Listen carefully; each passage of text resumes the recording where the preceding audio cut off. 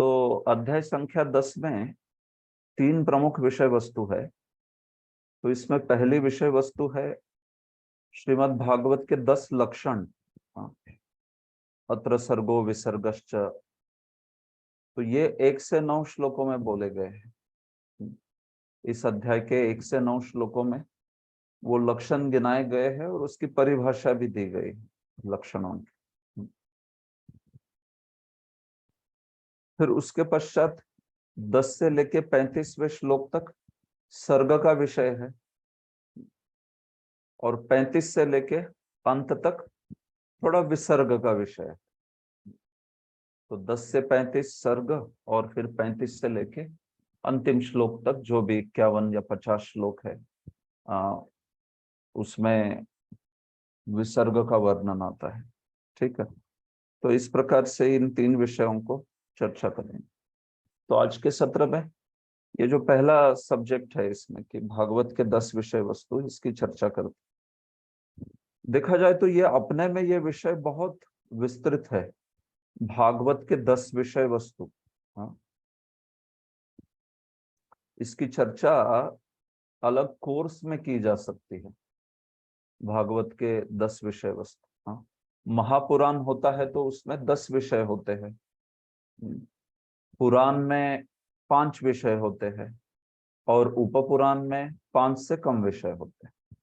ठीक है, तो जो 10 विषय है महापुराण के वो तो यहाँ बताए हैं, हम लोग देखेंगे, उसका पहले श्लोक में ही वर्णन है। पुराण के जो 5 विषय होते हैं वो क्या होते हैं? वो होते हैं सर्ग, सर्ग, प्रतिसर्ग, वंश, मनवंतर, वंशानुचरित। इस प्रकार से पुराणों ने डिफाइन किया है 5 विषय: सर्ग, प्रतिसर्ग, वंश, मनवंतर और वंशानुचरित। तो वंश में और वंशानुचरित में थोड़ा फर्क है। तो ये 5 विषय जो है पुराणों के हैं: सर्ग, प्रतिसर्ग, वंश, मनवंतर और वंशानुचरित। और महापुराण के 10 विषय होते हैं, जैसे कि भागवत महापुराण है या विष्णु पुराण है या पद्म पुराण है।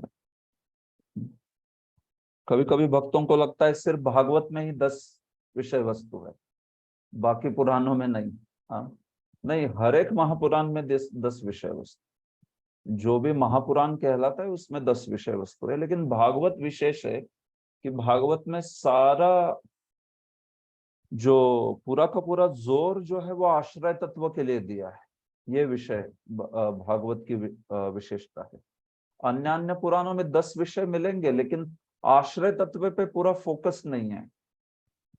आश्रय तत्व भी एक विषय है 10 में से, लेकिन भागवत आश्रय ही। इनफैक्ट अभी श्लोक पढ़ेंगे हम कि सारे अन्य विषय वस्तु भागवत में बोले गए हैं आश्रय तत्व के लिए ही बोले, बाकी भी विषय आश्रय तत्व के गुणगान के लिए ही ऐसे। तो ये इस प्रकार से, तो ऐसे महापुराण का ये महापुराण, पुराण एवं उपपुराण में ऐसा अंतर होता है। ठीक है, तो ये एक सेमिनार के रूप में अलग से इसका मैं एक कोर्स बना रहा हूँ।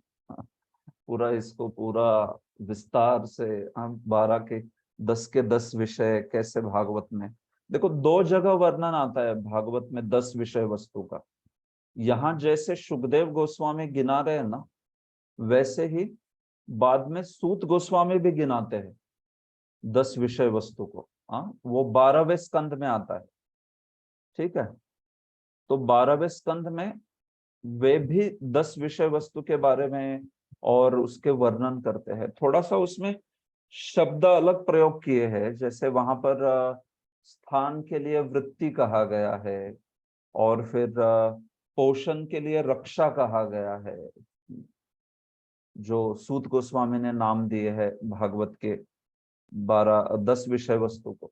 तो मेरा कहने का ये तात्पर्य है कि ये विषय 2 बार है एक्चुअली भागवत में, और दोनों ने परिभाषाएं दी है।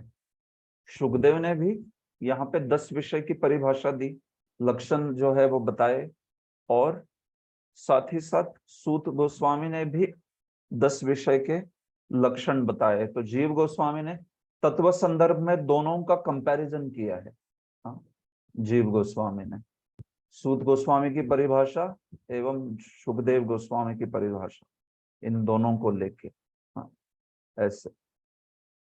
तो इस प्रकार से तो देखो, भागवत के लक्षण है 10, स्कंद है 12। कुछ लोग कहते हैं कि 2 स्कंद जो है वो भागवत में है ही नहीं, बाद में डाले गए। कुछ लोग ऐसे सोचते हैं, क्योंकि विषय वस्तु 10 है और स्कंद जो है वो 12 है। तो उनके ये मूर्खता की धारणा है, ऑफ कोर्स ऐसा नहीं है। उनको लगता है कि प्रथम स्कंद जो है वो भागवत में बाद में जोड़ा गया, और साथ ही साथ 12वें स्कंद में भी 12वें स्कंद के 5वें अध्याय के बाद जो बचा हुआ 12वां स्कंद है वो जोड़ा गया है, ऐसे उनको लगता है। जो कि मैं कह रहा हूं गलत धारणा है, वो सही नहीं है। पूरा भागवत जो है जन्माद यस्य यताम वयात से शुरू होके अंतिम श्लोक तम नमामि हरिम परम तक है। 18,000 श्लोक तभी होते हैं भागवत में। आप अगर ये पहला स्कंद निकाल दोगे, 12वां स्कंद के 6ठे अध्याय से निकाल दोगे, तो 18,000 श्लोक भी नहीं बनते। फिर तो भागवत को 18,000 श्लोकों वाला नहीं है ये भी बोलना पड़ेगा, फिर वो तो सब गलत हो जाएगा। तो इसलिए हमारे आचार्यों ने इस बात का खंडन किया है कि जो लोग ऐसे सोचते हैं कि शुकदेव गोस्वामी ने बोलना प्रारंभ किया दूसरे स्कंद में, इसलिए भागवत दूसरे स्कंद से ही प्रारंभ होता है, ये जो विचार है ये ठीक नहीं। श्रील व्यासदेव जी ने पहले श्लोक से सब कुछ लिखा, और पहले श्लोक से सब कुछ लिख के उन्होंने शुकदेव गोस्वामी को पढ़ाया भी। हाँ, हालांकि शुकदेव गोस्वामी जो है बोलते हैं वो तो दूसरे स्कंद से शुरू होता है, वो ठीक है, लेकिन जो व्यासदेव जी द्वारा लिखित 18,000 श्लोकों वाला भागवत है, उसमें उन्होंने पहले श्लोक से सब कुछ लिखा है, पूरा पूरा 12वें श्लोक, 12वें स्कंद के अंतिम श्लोक तक। ठीक है, ओके। तो इसकी चर्चा करते हैं अभी इस अध्याय की।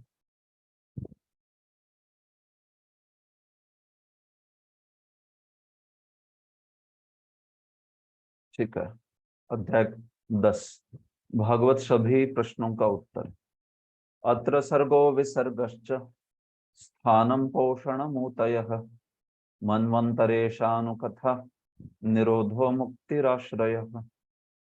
वल्लभी गोपी माता जी अनुवाद पढ़ी। हरे कृष्णा, दंडवत प्रणाम प्रभु जी। दंडवत प्रणाम। श्रील सुखदेव गोस्वामी ने कहा, इस श्रीमद् भागवतम में 10 विभाग हैं जो ब्रह्मांड की उत्पत्ति, उपसृष्टि, लोक लोकांतर, श्री भगवान द्वारा पोषण, सृजन की प्रेरणा, मनुओं के परिवर्तन, ईश्वर का विज्ञान, अपने घर भगवत धाम वापस जाना, मुक्ति तथा आश्रय से संबंधित हैं। धन्यवाद प्रभु जी। ठीक है, तो श्री सुखदेव गोस्वामी जो है पिछले श्लोकों में, पिछले अध्याय के श्लोकों में चतुश्लोकी आदि का वर्णन करके फिर उन्होंने कहा ना परीक्षित को कि तुम्हारे अन्य प्रश्नों का उत्तर भी मैं भागवत के आधार पे दूंगा, है कि नहीं। हाँ, खास करके परीक्षित ने कई प्रश्न पूछे थे 8वें अध्याय में, तो उस 8वें अध्याय में पहले प्रश्न का उत्तर 9वें अध्याय के शुरुआत में दे दिया गया।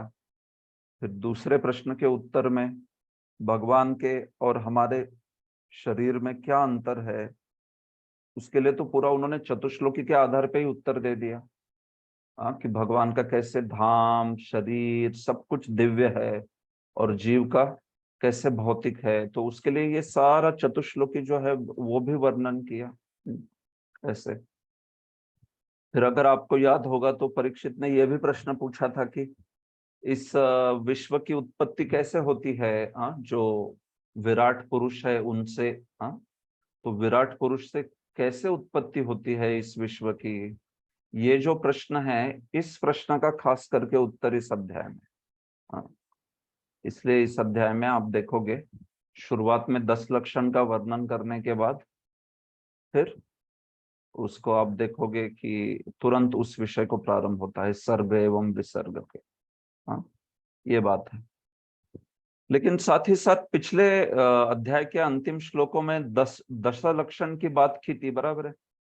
तो इसलिए वो 10 लक्षण जो है वो बोले जा रहे हैं।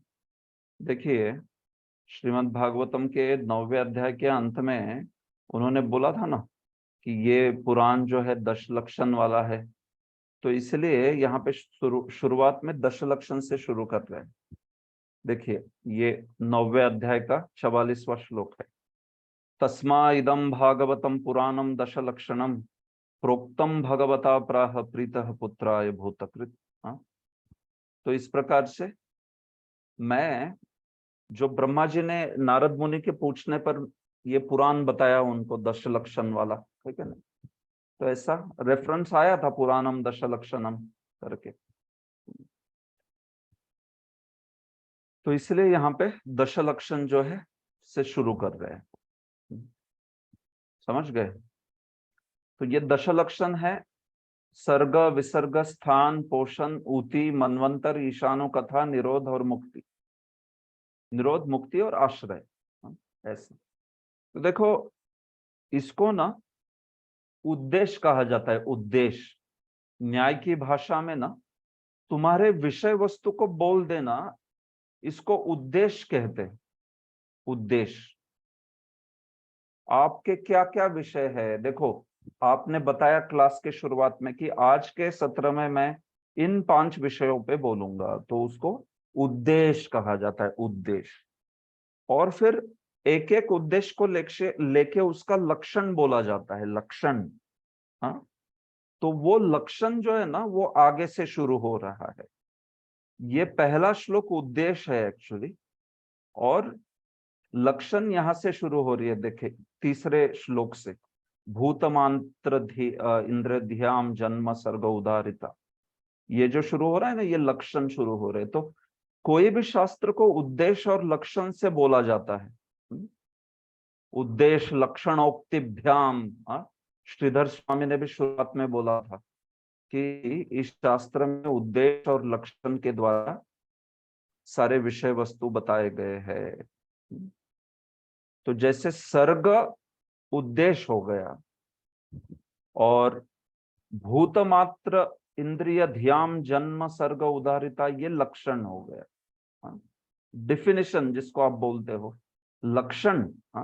लक्षते अनेन इति लक्षणम, जिसके द्वारा आप दिखा देते हो कि देखो ये चीज है क्या, उसको लक्षण कहते हैं। बराबर है। जैसे गाय का लक्षण होता है वो पशु जो कि ककुत शासनादि मत्वम गौर लक्षणम। जो ककुद होता है पीठ पर गाय के, आपने देखा होगा। हम्प होता है, हम्प अंग्रेजी में बोलते हैं, ककुद बोलते हैं संस्कृत में। तो जिस पशु के पीठ पर ककुद होता है, और सासना, सासना मतलब गाय के गले के नीचे आपने देखा होगा ऐसा बड़ा मांसल भाग रहता है, एकदम सॉफ्ट। मांसल भाग रहता है गाय के गले के नीचे, एकदम सॉफ्ट, फ्लैशी।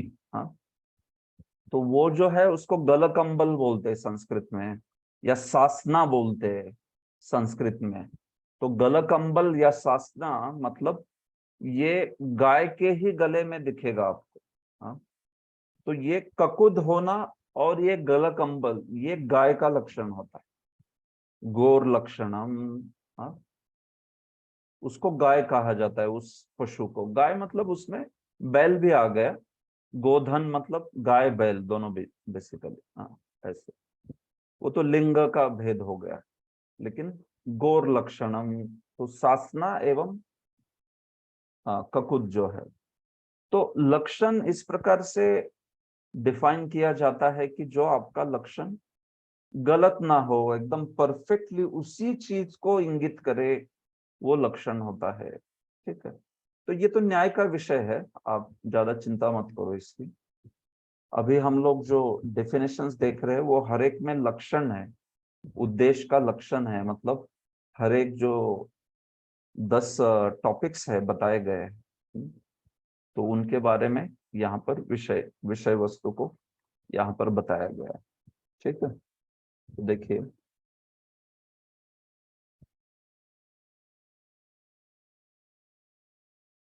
दशमस्य विशुद्ध्यर्थ। ओके ठीक है, एक मिनट। श्रीधर स्वामी कहते हैं ततो भागवत व्याख्या द्वारा एवं दशम स्फुटम राज प्रश्नोत्तरम वक्तुम आरेभे बादरायणे। हाँ? उसके पश्चात भागवत की व्याख्या द्वारा ही 10वें अध्याय में राजा के प्रश्नोत्तर को स्पष्ट रूप से देने को बादरायणी ने प्रारंभ किया, सुखदेव ने प्रारंभ किया। हाँ? जो उनके प्रश्नों का उत्तर दे रहे परीक्षित का, वो सुखदेव गोस्वामी भागवत व्याख्या द्वारा ही देंगे। और उस प्रश्नों का उत्तर देने के लिए उन्होंने इस अध्याय में प्रारंभ किया। ऐसे श्रीधर स्वामी ने श्लोक का कारिका जो है श्लोक की बताई है। विश्वनाथ चक्रवर्ती क्या कहते हैं? अत्र सर्ग विसर्गादि दशार्था सुष्ठु लक्षिता अध्यात्मादि विभागश्च दशमे सम्यगीरिता। देखो वो कहते हैं कि 10वें अध्याय में सम्यगीरितः बड़े सम्यक रूप से बोला गया है। क्या बोला गया है? सर्ग विसर्ग आदि दशार्थ, सर्ग है विसर्ग है आदि जो 10 विषय है, अर्थ है, उनको बड़े सुष्ठु रूप से उनका लक्षण दिया गया है, उनको सुष्ठु रूप से बताया गया। अध्यात्मादि विभाग, और साथ ही साथ अध्यात्मादि विभाग भी बोले गए हैं, मतलब अध्यात्म अधिदैव अधिभूत। हाँ ये सब तो चर्चा करेंगे इसकी, ये क्या है करके। अभी के लिए बस आपको इस अध्याय में क्या है ये बताया जा रहा है। ठीक है। दशमस्य विशुद्ध्यर्थम नवानामिह लक्षणम वर्णयन्ति महात्मान श्रुतेन चार्थेन चांजसा। शांतिलता भक्ति माता जी, अनुवाद पढ़िए। हरे कृष्णा। दंडवत प्रणाम प्रभु जी। दंडवत प्रणाम। इसमें से जो 10वां आश्रय तत्व है उसकी दिव्यता को दूसरे से पृथक करने के लिए उन सबका वर्णन कभी वैदिक साक्ष्य से, कभी प्रत्यक्ष व्याख्या से और कभी महापुरुषों के द्वारा दी गई संक्षिप्त व्याख्याओं से किया जाता है। धन्यवाद प्रभु जी। धन्यवाद। देखिए ये बहुत महत्वपूर्ण श्लोक है, इसको अच्छे से समझिए इस श्लोक को, क्योंकि ये बड़ा विशेषता दिखाता है भागवत की। अन्य महापुराणों से भागवत क्यों विशेष है ये बताने वाला ये श्लोक है, तो इसको याद कर लेना चाहिए इस श्लोक को। दशमस्य विशुद्ध्यर्थम नवानाम इह लक्षणम। देखो दशम स्कंध के विशुद्धि के लिए, तो दशम स्कंध नहीं, सॉरी दशम विषय, वो दशम विषय जो है वो दशम स्कंध में आता है, वो तो ठीक है, लेकिन यहाँ पे दशम शब्द का अर्थ है 10वां विषय, मतलब आश्रय। जो ऊपर पहले श्लोक में सूची गिनाई गई ना, तो उसमें जो 10वां विषय है लास्ट, वो क्या था? आश्रय था। तो क्या कहा जाए, देखो आश्रय की विशुद्धि के लिए मतलब क्या? आश्रय तत्व को ही हाईलाइट करने के लिए, आश्रय तत्व को ही बताने के लिए, आश्रय का ही तत्व ज्ञान जो है वो समझाने के लिए नवानाम इह लक्षणम, बाकी सारे 9 जो विषय है उनके लक्षण बोले गए हैं। मतलब 9 विषय बोलते हुए भी वो एक्चुअली दशम के लिए ही बोले गए। सारे के सारे दशम विषय के विशुद्धि, मतलब उस विषय की विशेषता बताने के लिए, उस विषय का बोध कराने के लिए ही 9 लक्षण भी बोले गए बाकी।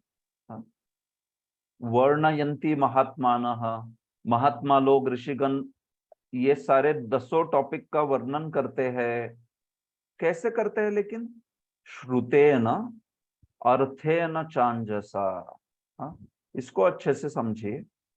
देखो, दशम स्कंद भागवत में है, ठीक है, तो उसमें खास करके दशम विषय जो है आश्रय, उसका बहुत वर्णन हुआ है दशम स्कंद में, बराबर है। तो कोई सोचेगा कि देखो, दशम आश्रय विषय है, वो छोड़ के अन्य भी विषय है भागवत में बहुत सारे, तो फिर भागवत जो है वो अलग अलग विषयों वाला हो गया ना, मतलब। हाँ? भागवत में कई सारे विषय हो गए, इसका अर्थ थोड़ा बहुशाखा टाइप हो गया ये तो। 10-10 विषय है इस पे। तो सुखदेव बोल रहे नहीं, ऐसा नहीं है। देखो, सारे के सारे विषय आश्रय तत्व मतलब श्री कृष्ण के गुणगान के लिए ही है। हाँ? सारे विषय। लेकिन वो जो श्री कृष्ण का गुणगान है, उसका वर्णन कैसे किया गया है? देखो, कभी श्रुतेन किया है, कभी अर्थेन किया है। श्रुतेन मतलब डायरेक्टली, अर्थेन मतलब तात्पर्य से। हाँ? ये अर्थ है दोनों का। श्रुतेन मतलब सीधा सीधा कृष्ण का गुणगान। आप भागवत के कई श्लोकों में देखोगे कृष्ण का गुणगान डायरेक्ट है ना, लेकिन कुछ कुछ इसमें डायरेक्ट नहीं है, दूसरा विषय चल रहा है, लेकिन अर्थ है ना, उस विषय का अर्थ जो है, तात्पर्य जो है, वो भी कृष्ण का ही गुणगान है। सीधा कृष्ण का गुणगान है। अंजसा, अंजसा मतलब सीधे। हाँ? तो श्रुतेन और अर्थेन ये अंतर होता है। देखो, कोई बात श्रुत से बोली गई है, श्रुत, श्रुतेन मतलब डायरेक्टली बोली है, और कोई बात अर्थ से बोली मतलब देखो तात्पर्य वही है। ऐसे, इस प्रकार से।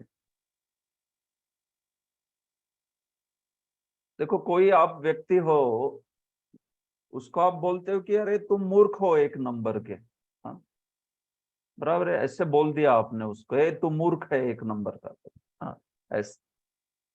और दूसरा, आपने ऐसे बोल दिया कि देखो, जिस टाइप से तुम काम करते हो, उससे मुझे ऐसे लगता है कि तुम पाठशाला नहीं गए।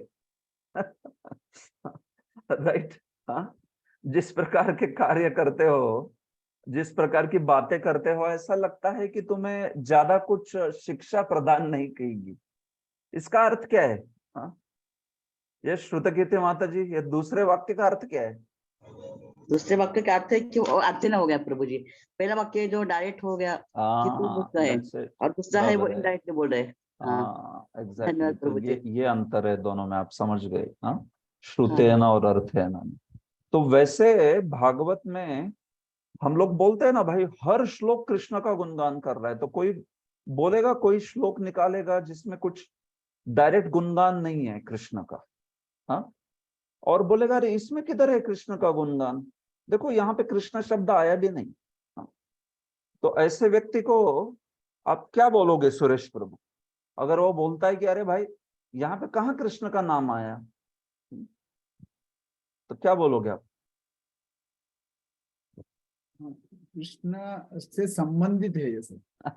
संबंध यहाँ से संबंधित है क्या? लेकिन आपका उत्तर हम जो बोल रहे हैं उससे अभी कुछ बोल रहे हैं हम लोग। हाँ? ये सुकुमारी ललिता माता जी क्या बोलेंगे आप? अगर कोई बोलता है कि इस विषय का ये श्लोक में क्या है, कृष्ण से कहाँ लेना देना है? अभी दक्ष कुछ बता रहा है, दक्ष नारद मुनि को बोल रहा है, देख भाई, जब तक कोई इंद्रिय भोग का अनुभव नहीं करता, तब तक उसको डिटैचमेंट कैसे आएगी? हाँ? देखो, तुम ये मेरे पुत्रों को लेके जा रहे हो पागल की तरह ब्रह्मचारी बनाने के लिए, लेकिन जब तक कोई अनुभव नहीं करेगा भौतिक भोगों का, तब तक उसको कैसे वैराग्य आएगा? अच्छी बात लग रही है ना सुन के? एकदम। तो अभी मैं ये श्लोक लेके आपको बोलूंगा, अरे इसमें कहाँ आश्रय तत्व का गुणगान है कुछ? कृष्ण के एब्सेंस में कैसे माया काम करती है, इसका प्रभाव। हाँ ठीक है, अभी आप तात्पर्य दे रहे हैं अच्छे अच्छे उसके। ठीक है, ओके। हाँ तो देखो सुंदर केशव प्रभु बोलिए क्या बोलना है। हरे कृष्ण प्रभु जी। हाँ एक तो इसको ऐसा कह सकते हैं कि जो यहाँ पे जो बताया गया अर्थ है ना, हाँ दैट्स इट, बस इतना ही कहना था, और कुछ दूसरा वाला नहीं, ये ठीक है, अर्थ है ना, ये परफेक्ट है। मेरा एक क्वेश्चन भी है प्रभु जी से रिलेटेड, आप हाँ बाद कंप्लीट में कर पूछ दीजिए। लेना, आप बाद में पूछो, अभी शुरू नहीं हुआ अपना। ठीक है, तो अर्थ है ना, ये मुद्दा है, आपने जो बोला वो सही बात।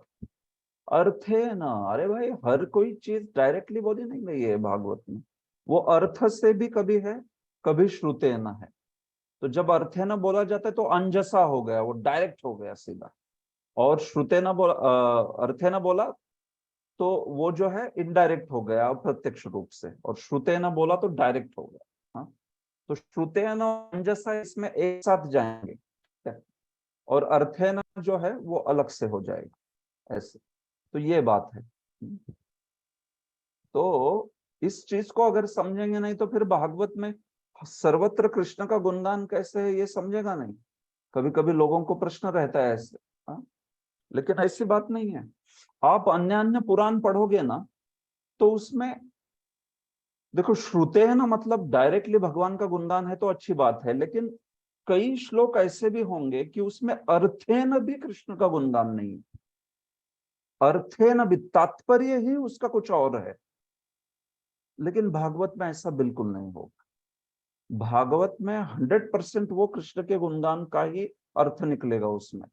हाँ उसका कंक्लूजन, उसका निष्कर्ष इस टाइप से बोला जाएगा कि जो अंत में कृष्ण के गुणगान आश्रय तत्व के संबंधित ही होगा उसका। हाँ वो बोला गया है इस टाइप से, उस कथा का प्रयोजन इस प्रकार होता है कि फाइनली वो कृष्ण का ही गुणगान करेगा।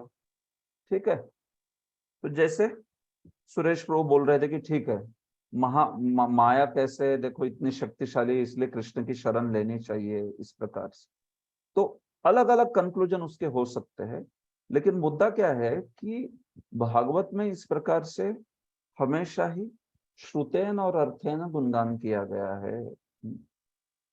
ये बात है। देखो विश्वनाथ चक्रवर्ती क्या कहते हैं, ननु एवं अर्थ भेदात शास्त्र भेद स्यात् तत्रः। देखो आपने पहले श्लोक में बोल दिया कि 10 विषय है, तो भाई इतने 10 अलग अलग अर्थ, अर्थ मतलब विषय का जैसा अर्थ हो रहा है यहाँ पर, अर्थ भेद मतलब इतने विषय हो गए, 10 विषय है, तो अर्थ भेदात शास्त्र भेद। तो भाई ये भागवत जो है मतलब कितने सारे अलग अलग विषय बोल रहा है, ये तो फोकस नहीं है कोई टॉपिक पे, ऐसा लग रहा है। भागवत में तो आप कह सकते हो मतलब 10 विषय अलग अलग, जिसको जो उठाना है उठा लो। हाँ लेकिन ऐसा नहीं है। मुद्दा क्या है, 10वें जो टॉपिक है आश्रय तत्व, उस आश्रय तत्व के विशुद्धि के लिए, मतलब उसके ही तत्व ज्ञान कराने के लिए, उसको ही स्पेशल है ये दिखाने के लिए। हाँ बाकी सारे टॉपिक बोले गए हैं, सबके सब टॉपिक वो दशम आश्रय, आश्रय मतलब आप समझते हो ना श्री कृष्ण, अभी तक परिभाषा आई नहीं है वो, लेकिन आश्रय तत्व मतलब श्री कृष्ण। हाँ जो कि मेन विषय है भागवत का 10 में से। ठीक है, तो सारे के सारे बाकी विषय भी श्री कृष्ण के गुणगान में ही परिणत हो जाते हैं। हाँ ऐसे एकस्य आश्रय से एवं शास्त्र विषयत्वा, तो इसलिए भागवत का विषय एक ही है, भागवत का विषय आश्रय ही है, बाकी सारे के सारे 9 विषय जो है ना उसी आश्रय को सपोर्ट कर रहे हैं, उसी आश्रय को दिखा रहे हैं कि देखो आश्रय के गुणगान के लिए ही। हाँ तो सर्ग है तो वो सर्ग बता रहा है कि भगवान कैसे सृष्टि करते हैं, कोई जीव ऐसा नहीं कर सकता। विसर्ग है तो वो भी बता रहा है कि भगवान ब्रह्मा जी को कैसे सशक्त बनाते हैं कि जिससे ब्रह्मा जी विसर्ग कर पाते हैं। स्थान वो भगवान का ही कंट्रोल बताता है पूरी भौतिक जगत पे कि देखो अलग अलग कर्मों के अनुसार भगवान की सिस्टम हर एक को फॉलो करनी पड़ती है। पुण्य कर्म है तो वो स्वर्ग में ही रहेगा, हाँ, और भक्ति की है शुद्ध भक्ति तो वैकुंठ में रहेगा। स्वर्ग करके वैकुंठ में नहीं जा सकता वो, हाँ, मतलब पुण्य जो है वो करके वैकुंठ में नहीं जा सकता। तो भगवान हर एक को अपने सिस्टम से रोक देते हैं पूरा। तो इसको स्थान बोलते, स्थान, मर्यादा डाल दी भगवान ने हर एक के ऊपर, समझ रहे। तो इस प्रकार से पोषण, पोषण मतलब भगवान रक्षा करते हैं भक्तों की, खास करके कोई गलती भी हो जाए उनसे तो भी।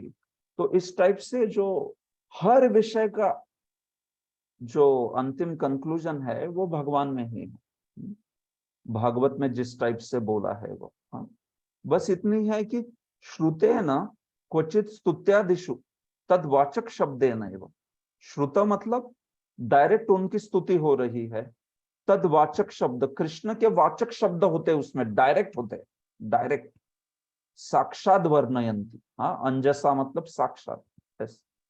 और अर्थेन मतलब तात्पर्य वृत्त्या, देखो कैसा वर्ड यूज किया, तात्पर्य वृत्त्या, तात्पर्य की वृत्ति से, मतलब वो टॉपिक का तात्पर्य है भगवान का गुणगान।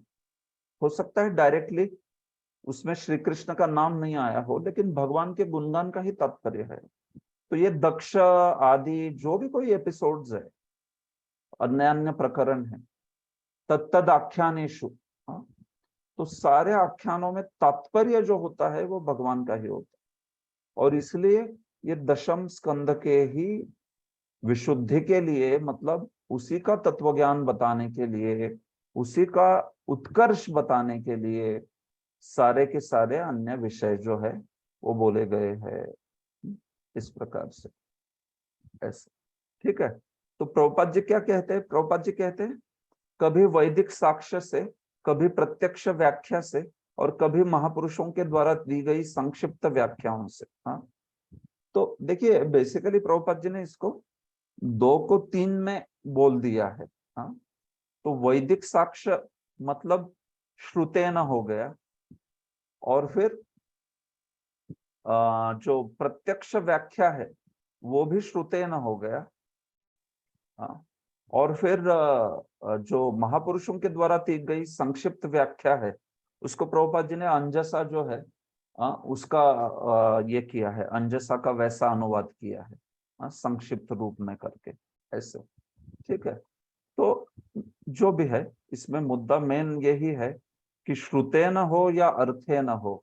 श्रुते न मतलब डायरेक्ट व्याख्या हो, और अर्थे न मतलब तात्पर्य की वृत्ति से हो, जैसे भी हो, लेकिन दशम स्कंद के विशेष गुणगान के लिए ही, विशुद्धि के लिए ही, उसी के तत्वज्ञान को समझाने के लिए ही नवम, बाकी 9 विषयों का वर्णन यहाँ पर किया गया है, ठीक है। तो ये हरे बात है। कृष्णा प्रभु जी। हरे कृष्णा। प्रभु जी इसमें शब्दार्थ जो प्रभुपाद जी ने बताए हुए है उसमें अर्थेन का अर्थ प्रत्यक्ष व्याख्या द्वारा ऐसा दिया गया है। हाँ, तो वही कभी कभी वैसे दिखता है कि प्रभुपाद जी के शब्दार्थ में कभी कभी कोई थोड़ा सा अलग अर्थ किया जाता है, लेकिन इसलिए आप जानते होंगे कि शब्दार्थ में कई बार प्रभुपाद जी का शब्दार्थ शिष्य लोग आदि भी करते हैं। पता हो भागवत बोलते हुए भी क्या बोलते हैं, श्रीमद कृपामूर्ति, मतलब जो शब्दार्थ के बाद में अनुवाद एवं तात्पर्य श्री कृष्ण कृपामूर्ति ऐसी भक्तिवेदांत स्वामी के द्वारा, हाँ। तो शब्दार्थ में कभी कभी प्रभुपाद जी ने उनके डिसाइपल्स को भी लगाया एक्चुअली। तो कभी कभी खास करके आप मूल से पढ़ोगे, संस्कृत से पढ़ोगे तो थोड़ा सा दिख सकता है वैसा।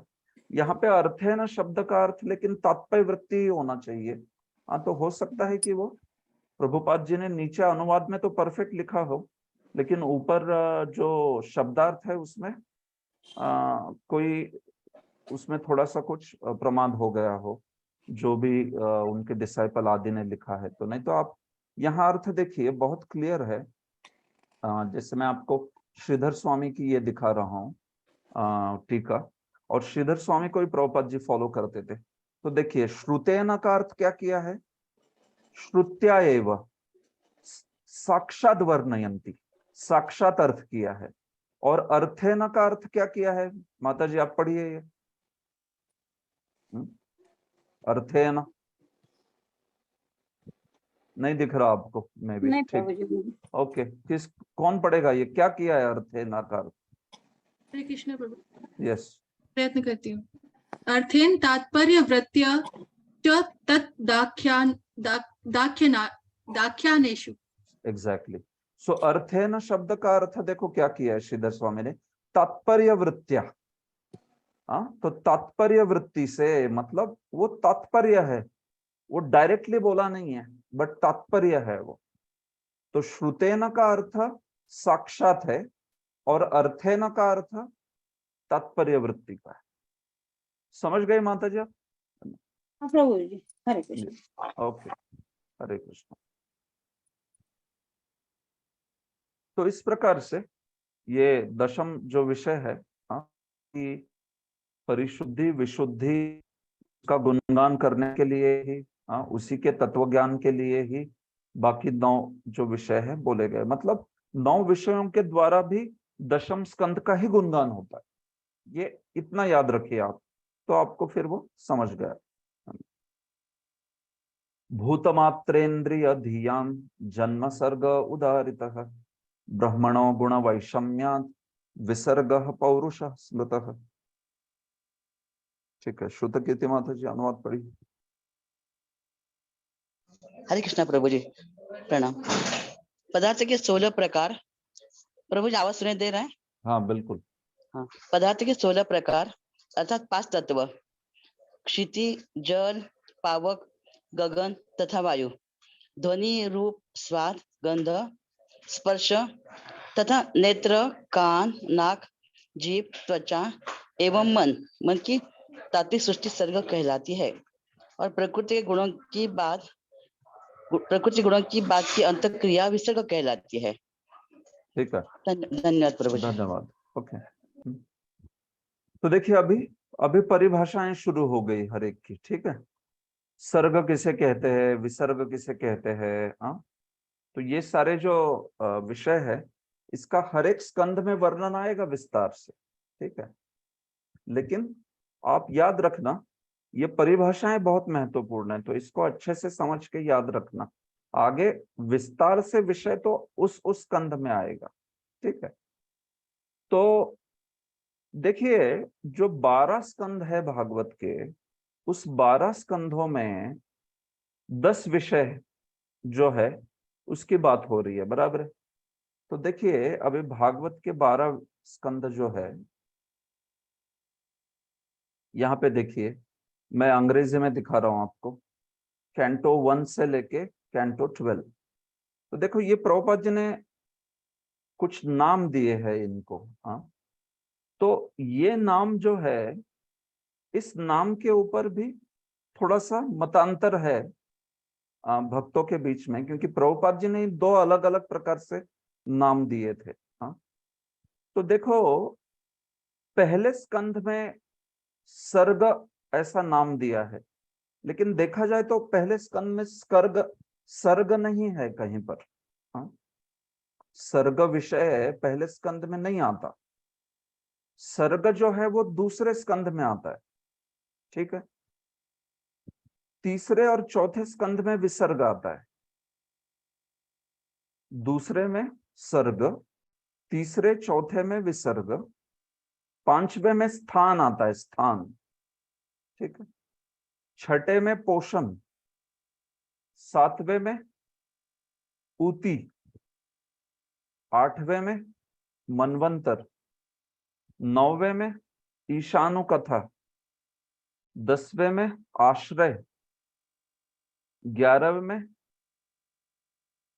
निरोध, और 11वें मुक्ति, और 12वें में निरोध। ठीक है, इस प्रकार से। तो ये जनरली हर एक स्कंध में ऐसे प्रमुखतः विषय है, लेकिन तो भी श्रील जीव गोस्वामी का कहना है कि भागवत के बहुत सारे विषय बहुत सारी जगह पे है।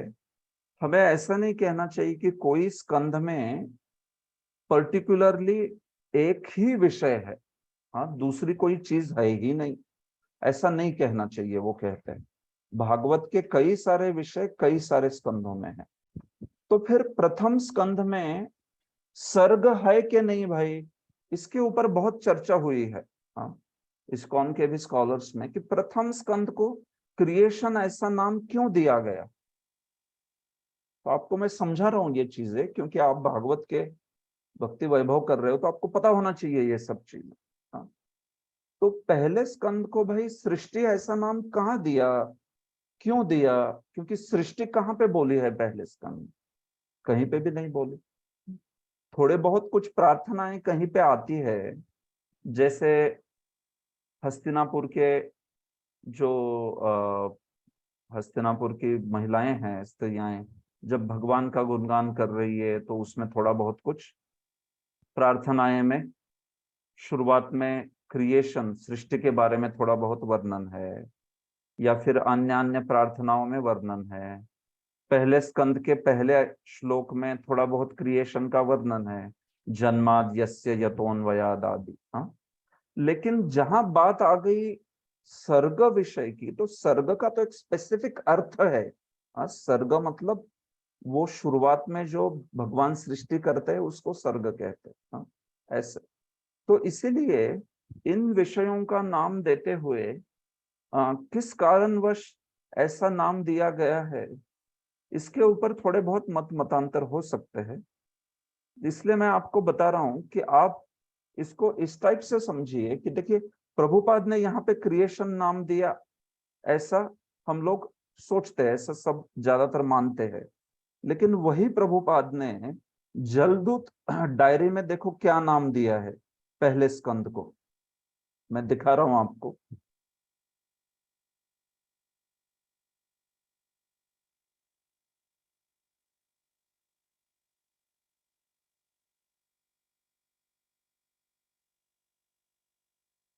देखो, श्रीमद् भागवतम फर्स्ट कैंटो।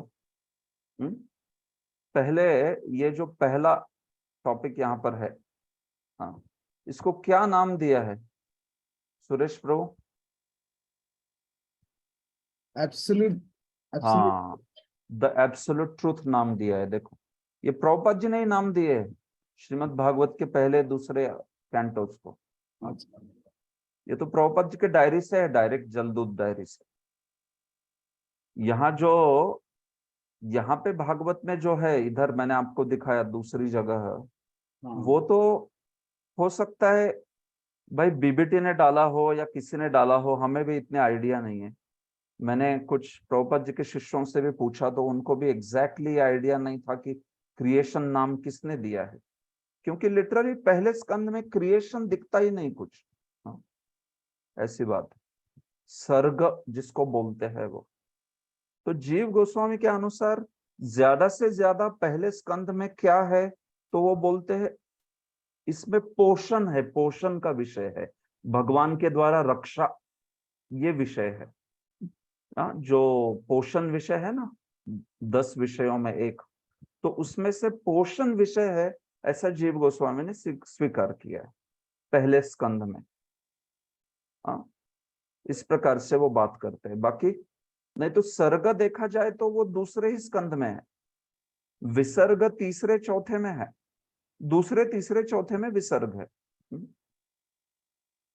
और फिर पांचवे को मैंने जैसे कहा स्थान, और फिर छठे को पोषण, आदि आदि आदि सब कुछ। ठीक है, तो भले ही इस प्रकार के नाम दिए गए हो, लेकिन आप ये जानिए कि इन शब्दों के परे बेसिकली उस स्कंध में क्या विषय है ये पता होना चाहिए आपको। हाँ, ठीक है। तो वो स्कंध का विषय जो है, जैसे प्रथम स्कंध में भगवान रक्षा के बारे में जीव गोस्वामी कहते हैं कि रक्षा का विषय है निश्चित रूप से। भगवान कैसे भक्तों की रक्षा करते हैं, जैसे परीक्षित आदि की भगवान ने रक्षा की, इस विषय को निश्चित रूप से देख सकते हैं ऐसे। ठीक है, तो ये बात है। तो अभी सर्ग विषय का अर्थ देखिए क्या है। सर्ग मतलब क्या? तो भूत मात्रेन्द्रिय ध्यान जन्म सर्ग उदाहरिता। आपको पता है जब शुरुआत में सृष्टि होती है तो महाविष्णु जो है वो माया शक्ति पर दृष्टिपात करते हैं, और फिर उस दृष्टिपात से माया शक्ति के उस गर्भ में भगवान जो है जीवों को, काल को, कर्म को, सबको डाल देते हैं उसमें, बराबर है। तो फिर उसके बाद में वहां पे हलचल होने लगती है। वो जो गुण है, उन गुणों का कार्य वहां पे प्रारंभ हो जाता है। नहीं तो फिर प्रकृति जो है, प्रधान जो है, प्रधान और महत्त्व में क्या अंतर है? आप जानते हो, आप लोग तो पढ़े हो, सब सृष्टि पढ़े हो, बताइए थोड़ा, प्रधान में और महत्त्व में क्या अंतर है?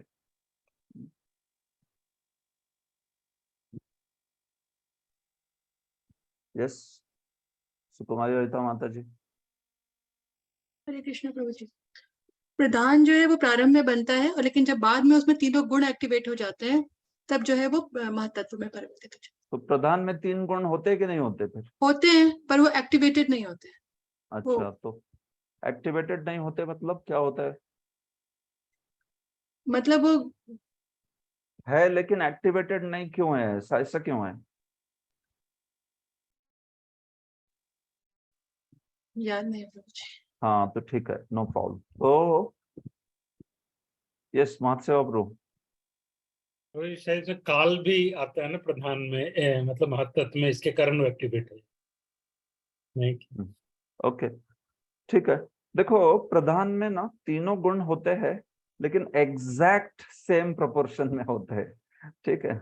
तीनों के तीन इक्वानिमिटी होती है उसकी, पूरे इक्वल प्रोपोर्शन में होते हैं, तो कोई भी किसी पे हावी नहीं रहता, एकदम तीनों, तो उसकी वजह से इनएक्टिव रहते हैं वो। लेकिन जैसे ही भगवान वो काल के द्वारा दृष्टिपात कर देते हैं ना, तो फिर वो उसमें कंपटीशन शुरू हो जाती है तीनों में। तो उससे पहले मुझ तो है, गुण है, लेकिन वो एग्जैक्ट प्रोपोर्शन में है, वहां पे वो कुछ एक दूसरे के ऊपर हावी नहीं हो रहे, वो एक्टिविटी जो है उनकी शुरू ही नहीं हो रही, एकदम इक्वल प्रोपोर्शन में रहते हैं, लेकिन उसके बाद में फिर एक दूसरे के ऊपर हावी हो जाता है। जैसे महत्त्व में आप जानते हो कि महत्त्व मतलब सत्वगुण हावी होता है, सूत्र तत्व मतलब रजोगुण हावी होता है, अहंकार मतलब तमोगुण हावी होता है। तो इस प्रकार से तो वो जो प्रकृति है या फिर प्रधान है, जिसमें कि कुछ हलचल नहीं हो रही है, एक्टिविटी नहीं हो रही है, तो जैसे ही भगवान दृष्टिपात करते हैं, उस दृष्टिपात के द्वारा काल, कर्म, जीव, स्वभाव आदि सब कुछ जब डाल के वहां पे गुणों की प्रक्रिया शुरू हो जाती है, तो फिर उस प्रधान से महत्त्व बनता है, जहां पे कि सत्व गुण जो है वो प्रोमिनेंट है महत्त्व में, और फिर वो नीचे नीचे चला जाता है, पता है आपको, वहां से सूत्र तत्व, फिर उसके बाद में अहंकार, फिर अहंकार में भी 3 प्रकार का होता है, सात्विक अहंकार, राजसिक अहंकार, तामसिक अहंकार, और उन तीनों में से 3 अलग अलग प्रकार के स्थित्यंतर बनते हैं। हाँ, तो ये जो एस्पेक्ट है शुरुआत में, जहां पे अभी तक ब्रह्मा वगैरह का कोई जन्म भी नहीं हुआ है, ब्रह्मा अभी तक पिक्चर में है नहीं कहीं पे भी इधर, है कि नहीं? ये तो सब महाविष्णु कर रहे, बराबर है। ये सब चीजें बनती है, और इन सब चीजों से कंटेंट्स लेके फिर जो विश्व है, ब्रह्मांड है, वो बनते हैं, और फिर ब्रह्मांड के अंदर भगवान महाविष्णु चले जाके उनके नाभि कमल से ब्रह्मा प्रकट होते हैं, ठीक है। तो ब्रह्मा प्रकट होने के पहले जो भी कुछ हो रहा है वो सर्ग ही कहलाता है, ठीक है, वो सर्ग कहलाता है, जो शुरुआत का, जिसको कारण सृष्टि भी कहते हैं, जो आपने 5वें, 6ठे, 7वें अध्याय में पढ़ी होगी इसी स्कंद के। तो उसमें क्या क्या आ गया? 5 स्थूल तत्व आ गए, भूत, मात्र मतलब तन मात्राएं आ गई, शब्द, रूप, स्पर्श, रस, गंध, इंद्रियां आ गई, जो ज्ञानेन्द्रिया है वे आ गई, और फिर धी के द्वारा क्या दर्शाया है? धी के द्वारा अहंकार, महत्त्व, ये सब कुछ जो है दर्शाया गया। तो इस प्रकार से जो शुरुआत में ये सारे एलिमेंट्स जो बनते हैं, हाँ, कभी उसको 16 कहा है, कभी 17 कहा है, कभी 23 कहा है, जो भी है, आप जानिए कि ब्रह्मा जी के द्वारा विसर्ग होता है। तो विसर्ग के पहले जो होता है वो सर्ग होता है, इस प्रकार से। तो आप कैसे गिनते हो उसके ऊपर है। पंच महाभूत 5 हो गए, तन्मात्रा 5 हो गई, 5 और 5 10। इंद्रियां, अगर इंद्रियों को सिर्फ ज्ञानेंद्रिया गिनाई तो 5 हो गई, तो 15 हो गए। और धी जो है वो 1 गिना दिया तो ऐसे 16 हो गए। या फिर धी में महत्त्व और अहंकार गिना दिया तो 17 हो गए। और इंद्रिया में कर्मेंद्रिया गिना दी तो 17 + 5 22 हो गए। हाँ, और उसमें फिर मन जो है वो भी गिनाया जाता है इंद्रियों में, तो फिर 23 हो गए। तो ऐसे 23 तत्वों का जो शुरुआत में प्राकट्य होता है उसको सर्ग कहते हैं। या फिर 16 तत्वों का प्राकट्य, या फिर 17 तत्वों का। अब मैं जैसे कहा कि वो डिपेंड्स कि आप कैसे उसको गिनते हो। आपने अगर पंच महाभूत को गिन लिया और उसी में ही तन्मात्राओं को इंक्लूड कर लिया तो फिर वो 5 कम हो जाएंगे, हाँ, लाइक दैट। लेकिन जो वो शुरुआत में हो रहा है ना, जहां पे उन सारे तत्वों को लेके फिर उसके पश्चात महाविष्णु जो है वो अपना एक रूप गर्भोदकशाही विष्णु ब्रह्मांड में विस्तारित करते हैं। हाँ, देखो महाविष्णु से ये सारा कंटेंट बनता है, महत्त्व, ये वो, और ये सबको लेके ब्रह्मांड बनते हैं एक्चुअली। ब्रह्मांड में पंच महाभूत का आवरण बनने के लिए पहले पंच महाभूत तो होने चाहिए ना, वो कहाँ से आएंगे। तो इसलिए पहले ये पंच महाभूत के आवरण आदि सब बनते हैं, मतलब एलिमेंट्स बनते हैं ये सारे के सारे। और फिर इनको यूज करके फिर अलग अलग अलग ब्रह्मांड जो है उस ब्रह्मांड में जाएंगे वे सारे के सारे। हाँ, ठीक है। तो देखो यहाँ पे क्रिएशन का टॉपिक नहीं है, इसलिए मैं कोई इसको ऐसे फिगर और ये सब करके एक्सप्लेन नहीं कर रहा। ये तो बेसिक डेफिनेशन बताई जा रही है सर्ग की। हाँ, जहां जरूरत आएगी वहां पे हम देख लेंगे आगे जब आएगा ये विषय। वैसे भी मेरे विचार से आपने ये विषय तो विस्तार से पढ़ा ही होगा 5वें 6ठे 7वें अध्याय में। तो सर्ग का विषय ये है कि सर्ग मतलब जो भगवान के द्वारा किया जाता है। हाँ, तो उसमें ये सारे एलिमेंट्स और यहाँ तक कि सारी जो हमारे ग्रह है सारे, हाँ, वो सारे ग्रह आदि का भी निर्माण होता है। और फिर उसके बाद ब्रह्मा जो है जन्म लेते हैं। हाँ, वो जो भगवान के नाभि कमल है, उस नाभि कमल के नाल में ही सारे के सारे 14 भुवन होते हैं। और उस नाल के टॉप एकदम ऊपर जो है कमल, उसके ऊपर ब्रह्मा जन्म लेते हैं। और फिर ब्रह्मा के द्वारा जो सृष्टि की जाती है उसको विसर्ग बोलते। हाँ, ब्रह्मा के द्वारा जो की जाती, तो विसर्ग मतलब ब्रह्मा से शुरू होगा वो। हाँ, देखो विसर्ग पौरुषः स्मृतः। हाँ, विसर्ग किसके द्वारा किया जाता है, पौरुषः। हाँ, तो देखो यहाँ पे मैं ये बताना चाहता हूं कि आपको थोड़ा डिफिनेशंस को ना मूल से समझ लीजिए। थोड़ा बहुत शब्दार्थ में और इसमें अंतर में देख रहा हूं, लेकिन अगर आप ढंग से इसको समझोगे तो फिर कोई प्रॉब्लम नहीं है आपको। देखो यहाँ पे ब्रह्मणः शब्द का अर्थ क्या है, परमेश्वर अर्थ होना चाहिए इधर। हाँ, तो यहाँ पे ब्रह्मा शब्द अर्थ आया है, एक्चुअली ये परमेश्वर अर्थ होगा इसका। देखिए श्रीधर स्वामी ने भी किया है, ब्रह्मणः मतलब परमेश्वरात्। हाँ, परमेश्वर।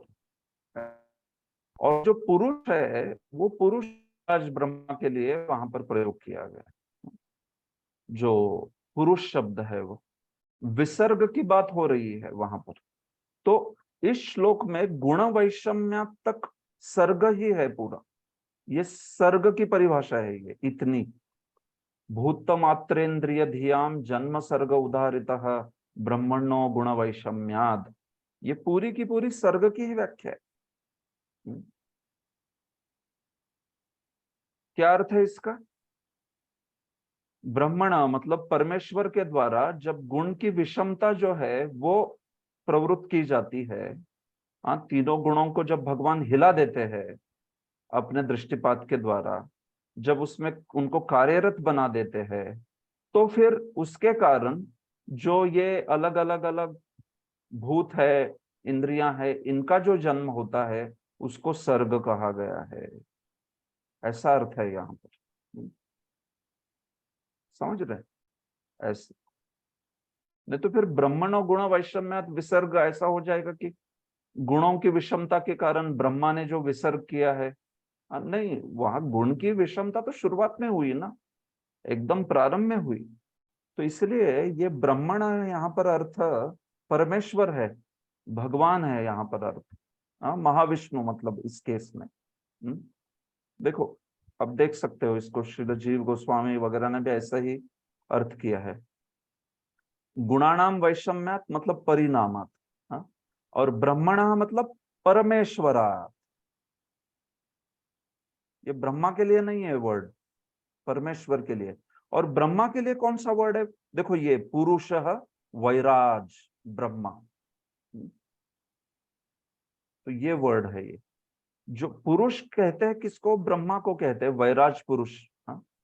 और उस ब्रह्मा के द्वारा जो द्वितीयक सृष्टि हो रही है, उस सृष्टि को विसर्ग से कहा जाता है।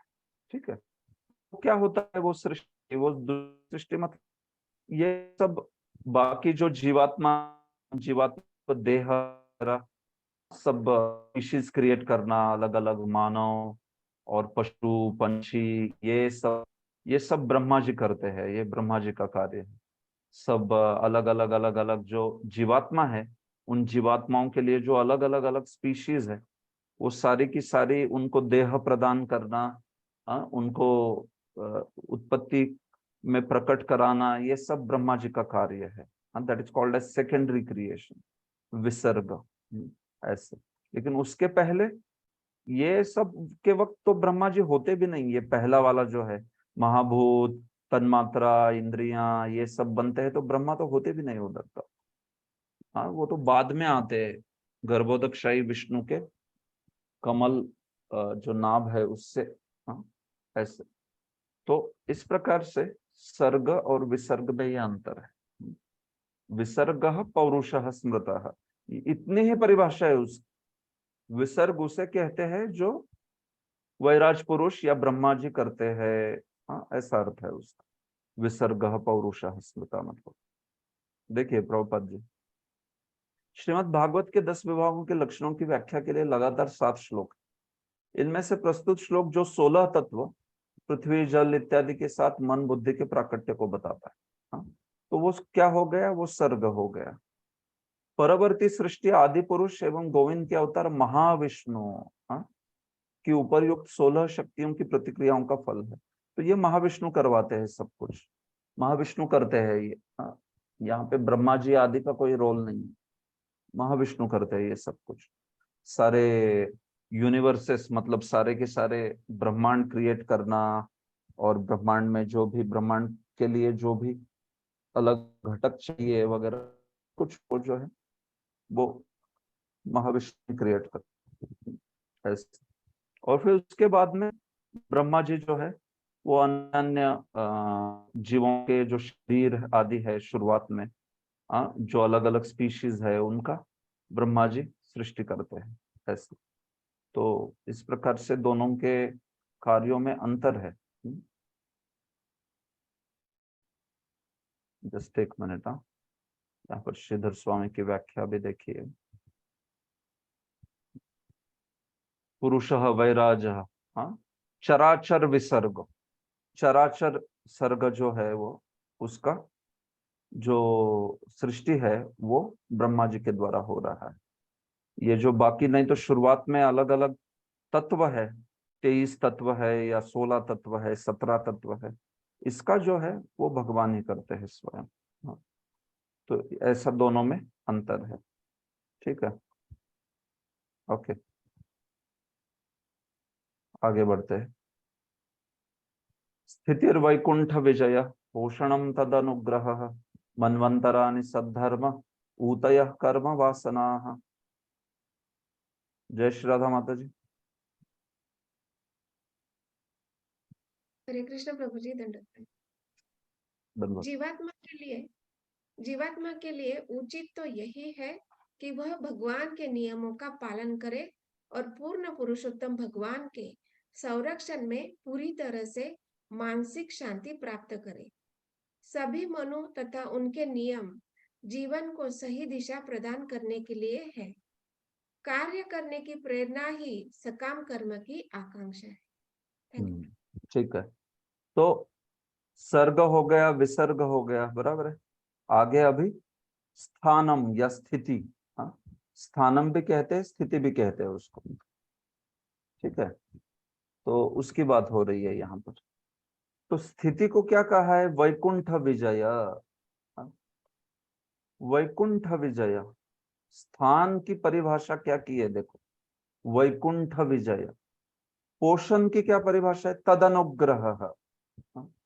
तद मतलब भगवान, भगवान का अनुग्रह। मनवंतर की परिभाषा क्या है देखो, मनवंतरानि सद्धर्म। एक एक शब्द में परिभाषा की जा रही है केवल। और ऊति की क्या परिभाषा है? कर्म वासना। ऐसे 4 विषयों का डिफिनेशन दे दिया है इसमें। भागवत के 10 विषय वस्तु में 4 विषय वस्तु के डिफिनेशन चाहिए। स्थिति मतलब वैकुंठ विजय, पोषण मतलब तदनुग्रह, मनवंतरानि मतलब सद्धर्म, और ऊति मतलब कर्म वासना। ठीक है, तो देखो वैकुंठ विजय का क्या अर्थ है? वैकुंठ भगवान का नाम है, बराबर। तो स्थिति शब्द से वैकुंठ विजय का क्या अर्थ बोध हो रहा है? भगवान का विजय, ये क्या बात हुई? स्थिति मतलब स्थानम में तो हम लोग चर्चा करते हैं अलग अलग, स्वर्ग कहाँ है, 14 भुवन कहाँ है, ये सब चर्चा होती है स्थिति या स्थानम में। तो फिर वैकुंठ विजय ऐसा अर्थ कैसे है? बराबर है। 5वें स्कंध में स्थानम का विषय है, तो 5वें स्कंध में कॉस्मोलॉजी फेमस है ना, है कि नहीं? हाँ, तो कॉस्मोलॉजी जो है वो तो क्या बताता है, यहाँ पे ये है, यहाँ स्वर्ग है, यहाँ शिशुमार लोक है, वो यहाँ है, ये यहाँ है, ऐसे सब बताते हैं। हाँ, तो उसकी परिभाषा वैकुंठ विजय कैसे हो गई है? वैकुंठ का भगवान वैकुंठ, हाँ, वैकुंठ भगवान का भी नाम है, आपको पता है ना। भगवान को वैकुंठ कहते हैं और भगवान के धाम को भी वैकुंठ कहते हैं। हाँ, क्यों कहते हैं भगवान को वैकुंठ? क्योंकि वहां पर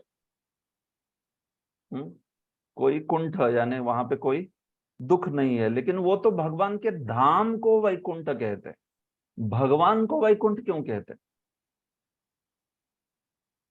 यस, बताइए कोई, भगवान को वैकुंठ क्यों कहते हैं? भगवान में भी कोई कुंठ नहीं है, कोई दोष नहीं। वो तो हो गया प्रभु जी, वो तो धाम के लिए हो गया है ना।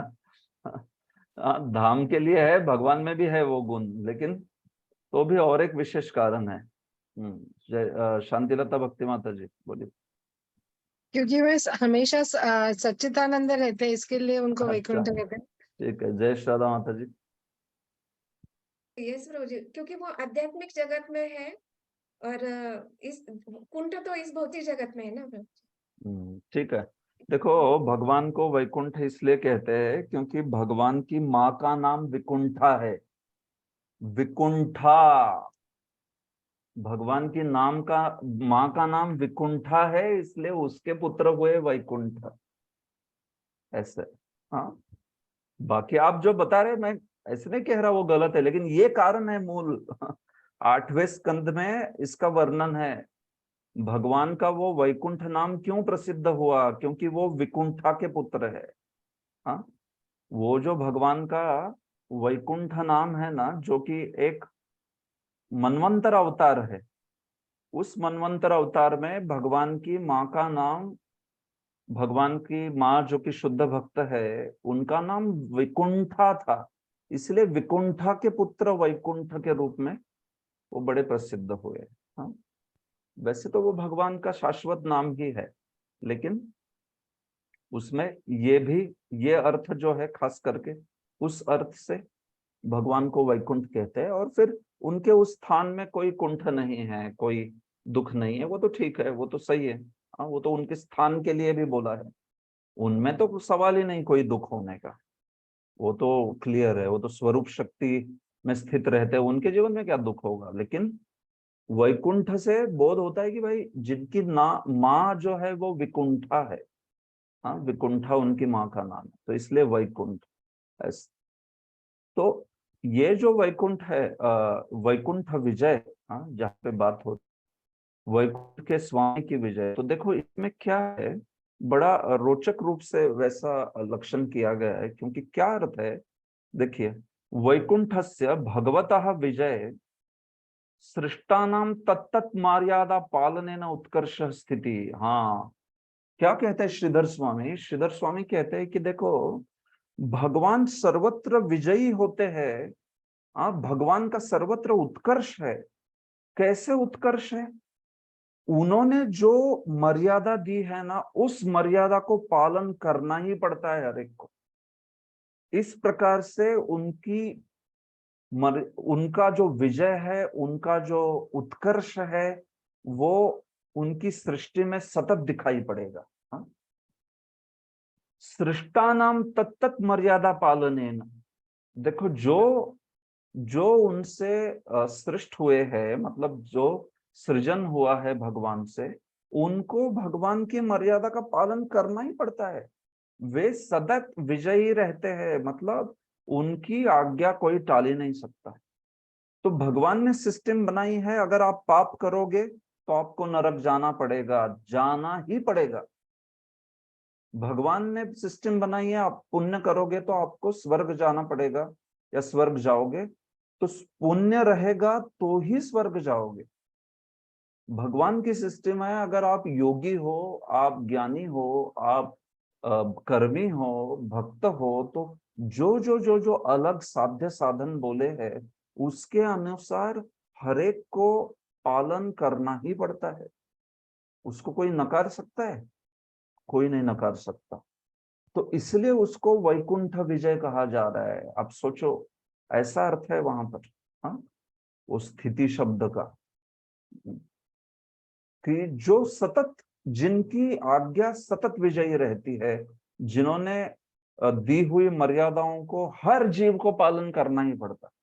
हाँ, और वो पालन करता है, उससे भगवान का उत्कर्ष सिद्ध होता है कि भाई कौन जो है यहाँ पर नियंता है और कौन जो है नियंत्रित है।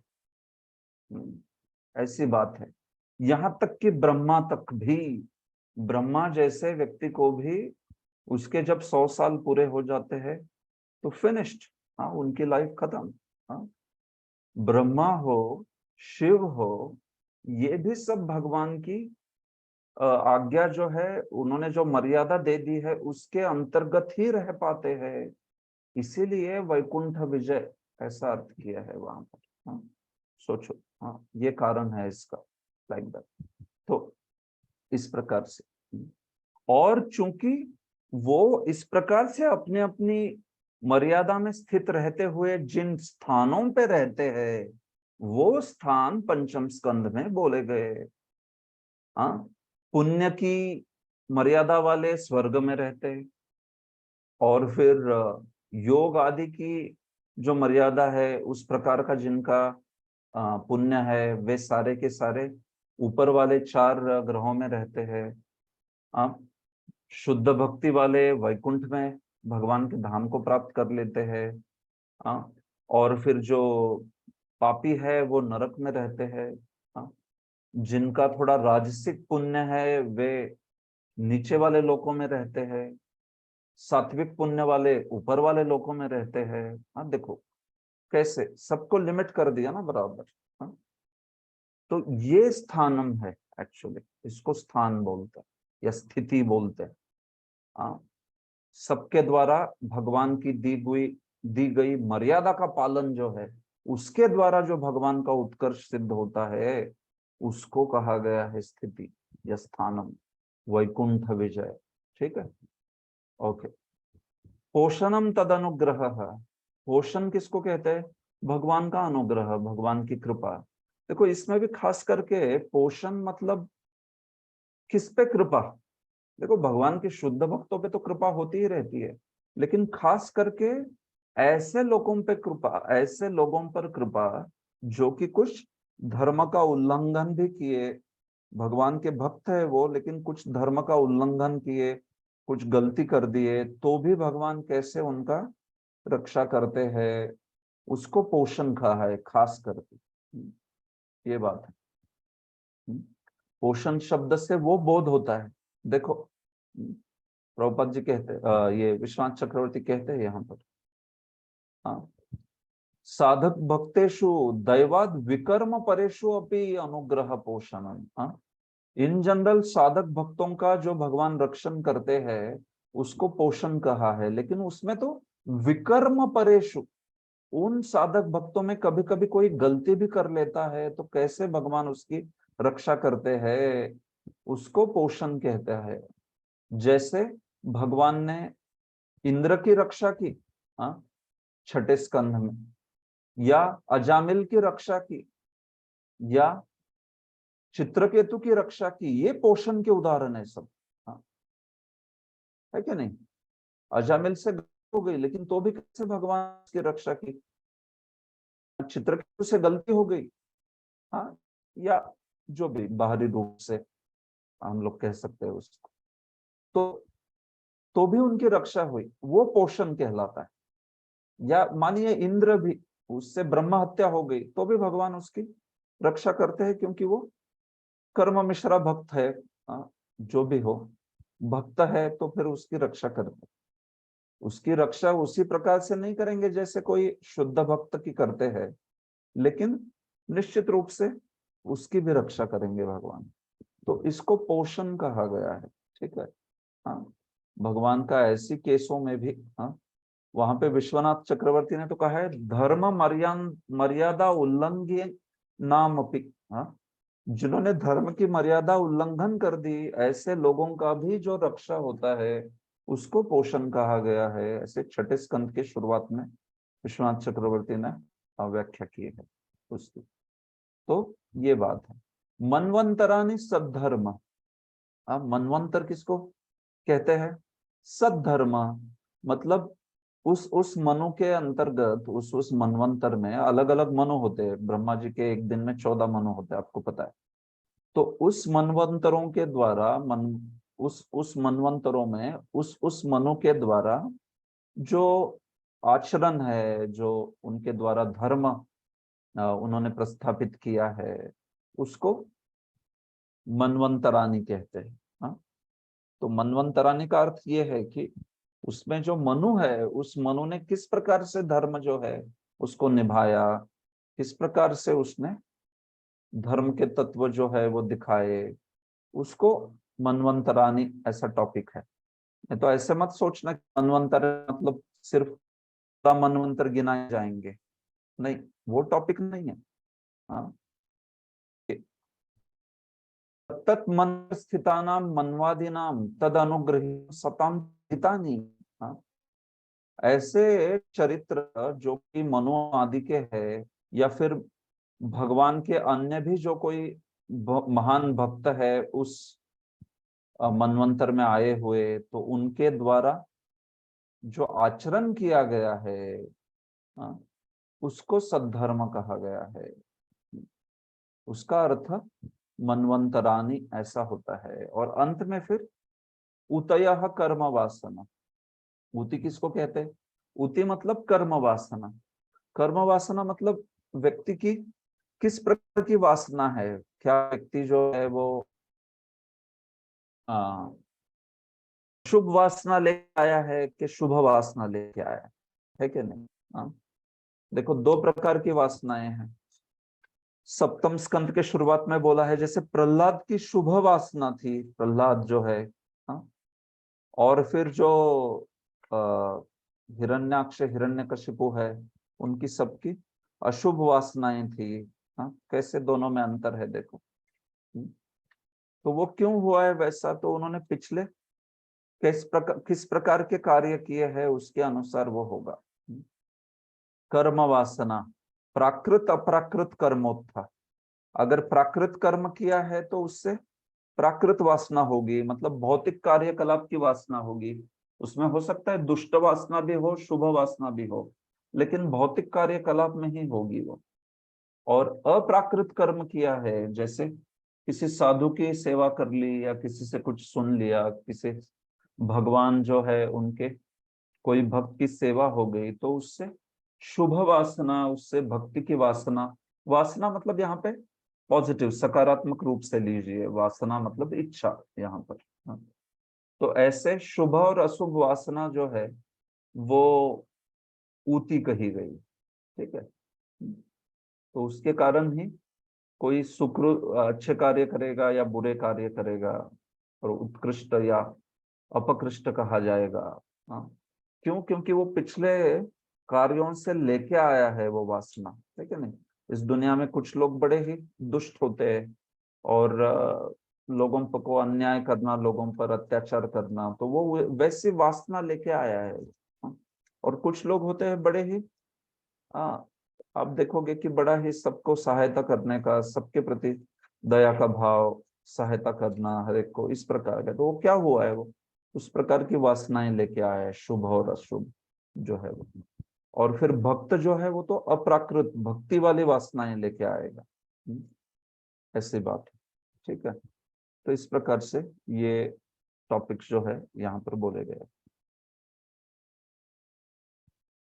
देखिए, ब्रह्मा के अनेक पुत्रों में से शिव भी एक है जिनका कार्य इस सृष्टि का संहार है।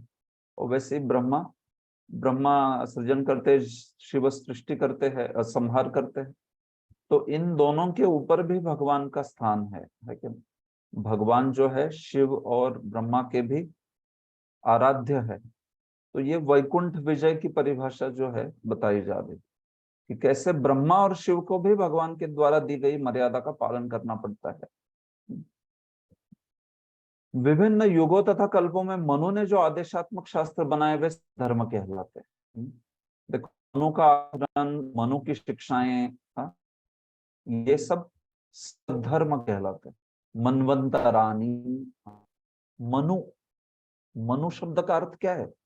कोई जानता है मनु शब्द क्या बोल? What is the meaning of Manu? किसको कहते हैं मनु?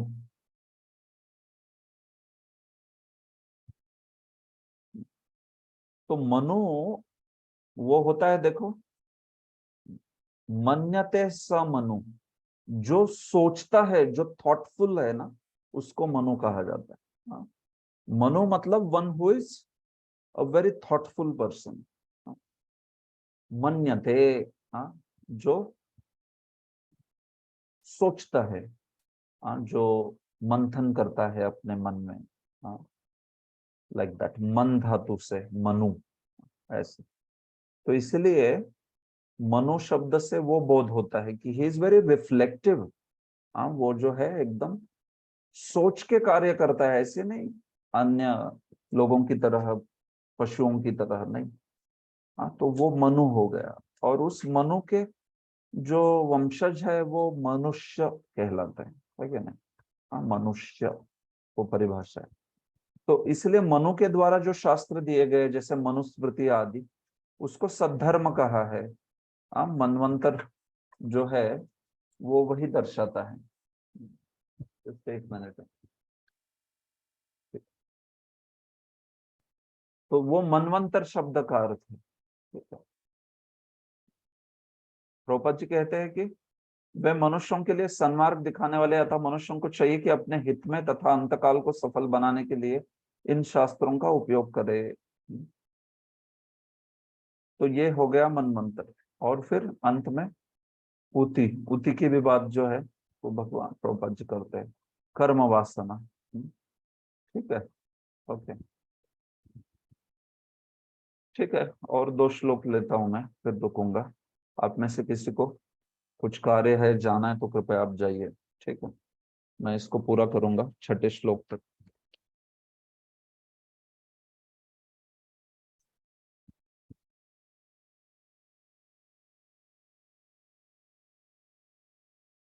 ओके। अवतारानुचरितम हरेश्चास्यानुवर्तिनाम पुंसामी शकतः प्रोक्ता नानाख्यानोपब्रह्मिताः। ठीक है, श्याम भजन प्रभु पढ़िए। हरे कृष्णा। हरे कृष्णा। ईश्वर विज्ञान ईश कथा श्री भगवान के विविध अवतारों, उनकी लीलाओं तथा साथ ही उनके भक्तों के कार्यकलापों का वर्णन करता है। ठीक है, तो हम लोग कहाँ तक आए थे? मनवंतरानी, बराबर है। इसके बाद में ईशानु कथा। तो क्या होता है ईशानु कथा शब्द का अर्थ? अवतारानुचरितम हरेश्चास्यानुवर्तिनाम। देखिए, एक मनवंतर में जो भी कोई अवतार आ रहे हैं भगवान के, विविध अवतार अलग अलग मनवंतरों में, तो उन भगवान के अवतारों का, उनकी लीला और साथ ही साथ उनके भक्तों की अनुवर्ती नाम, जो उनका अनुवर्तन करते हैं, जो उनकी शिक्षाओं का पालन करते हैं, ऐसे सारे अनुवर्ती राजाओं का, भक्तों का भी जो चरित्र है उसे ईशानु कथा कहते हैं। ठीक है, आख्यानों उपब्रह्मिता, और जिसमें विविध प्रकार की कथाएं, विविध प्रकार का आख्यान है। 9वें स्कंद में आपने देखा होगा, 9वें स्कंध में ईशानु कथा है, तो कितने सारे भक्तों का उसमें गुणगान है, अलग अलग भक्तों की बातें हो रही है। उसमें अम्बरीश महाराज का वर्णन है, फिर अंशुमन का वर्णन है, भरत का वर्णन है, और फिर ययाति है। कितने सारे, ये सारे कथा जो है उसके अंतर्गत ये विषय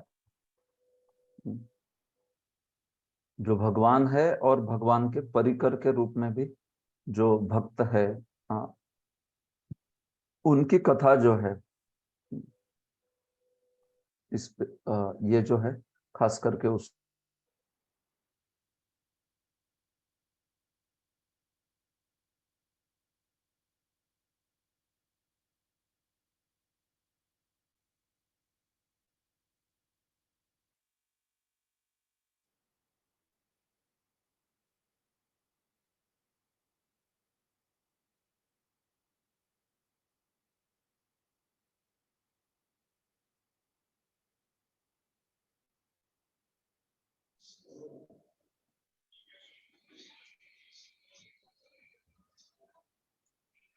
आवाज नहीं आ रही प्रभु जी।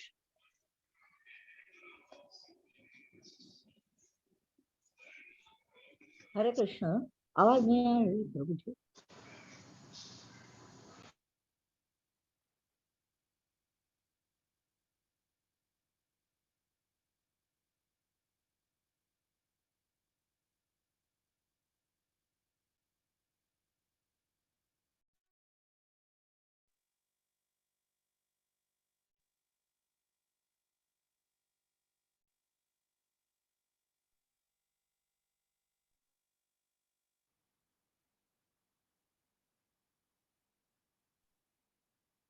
ठीक है, मेरे विचार से ये यहाँ पे रुकने का ही इंडिकेशन है ये।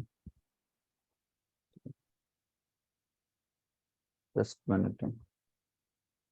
महायोगी प्रभु, आपको, आप डिस्कनेक्ट हुआ मैं, इसलिए आप होस्ट बन गए, तो आप मुझे होस्ट बना दीजिए वापस।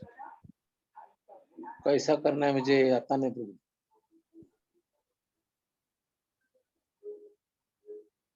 विजय किशोर प्रभु, आप बताइए उनको।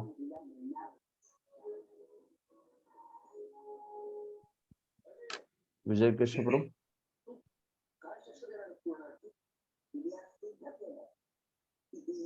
मैं बताऊं प्रभु? आप बताइए, आप बताइए। मुझे आप प्रभु जी के उस पे क्लिक करिए, नाम पे, और उसमें मेक होस्ट बनाने का ऑप्शन आएगा। महायोगी प्रभु, आप यस यस, प्रभु जी के नाम पे क्लिक करिए, ये क्या हुआ? वहाँ पे मेक होस्ट बनाने का ऑप्शन आएगा। मेक होस्ट होगा वहां पर। हाँ यस प्रभु। हाँ दीजिए। ठीक है, ओके, धन्यवाद। हाँ, तो ठीक है, देखिए हम लोग कहाँ तक आए। यस, तो ये बात है, ईशानु कथा जो है वहां पे बोली गई, ठीक है। और फिर इसके बाद में निरोध और मुक्ति, ये दो विषय है, और फिर वहां पे रुकेंगे हम, ठीक है। निरोधोस्यानुशयनम आत्मनः सह शक्ति भी मुक्तिर्हित्वा अन्यथा रूपम स्वरूपेण व्यवस्थितिः, ठीक है। ये सुरेश प्रभु अनुवाद पढ़िए आप। हरे कृष्णा।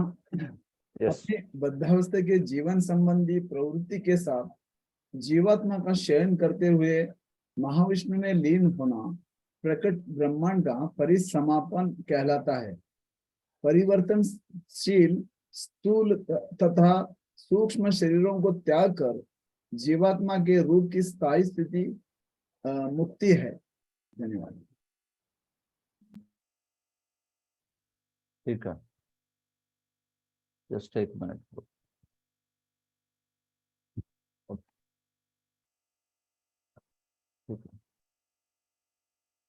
देखिए निरोध क्या है, हाँ, निरोधो मुक्तिराश्रय, राइट, लास्ट के 3 बच गए।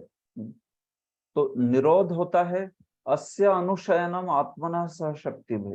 हाँ, तो निरोध उसको कहते हैं कि भगवान की निद्रा जिसमें भगवान अपनी समस्त शक्तियों के साथ निद्रित अवस्था में रहते हैं, तो उसको निरोध कहा है।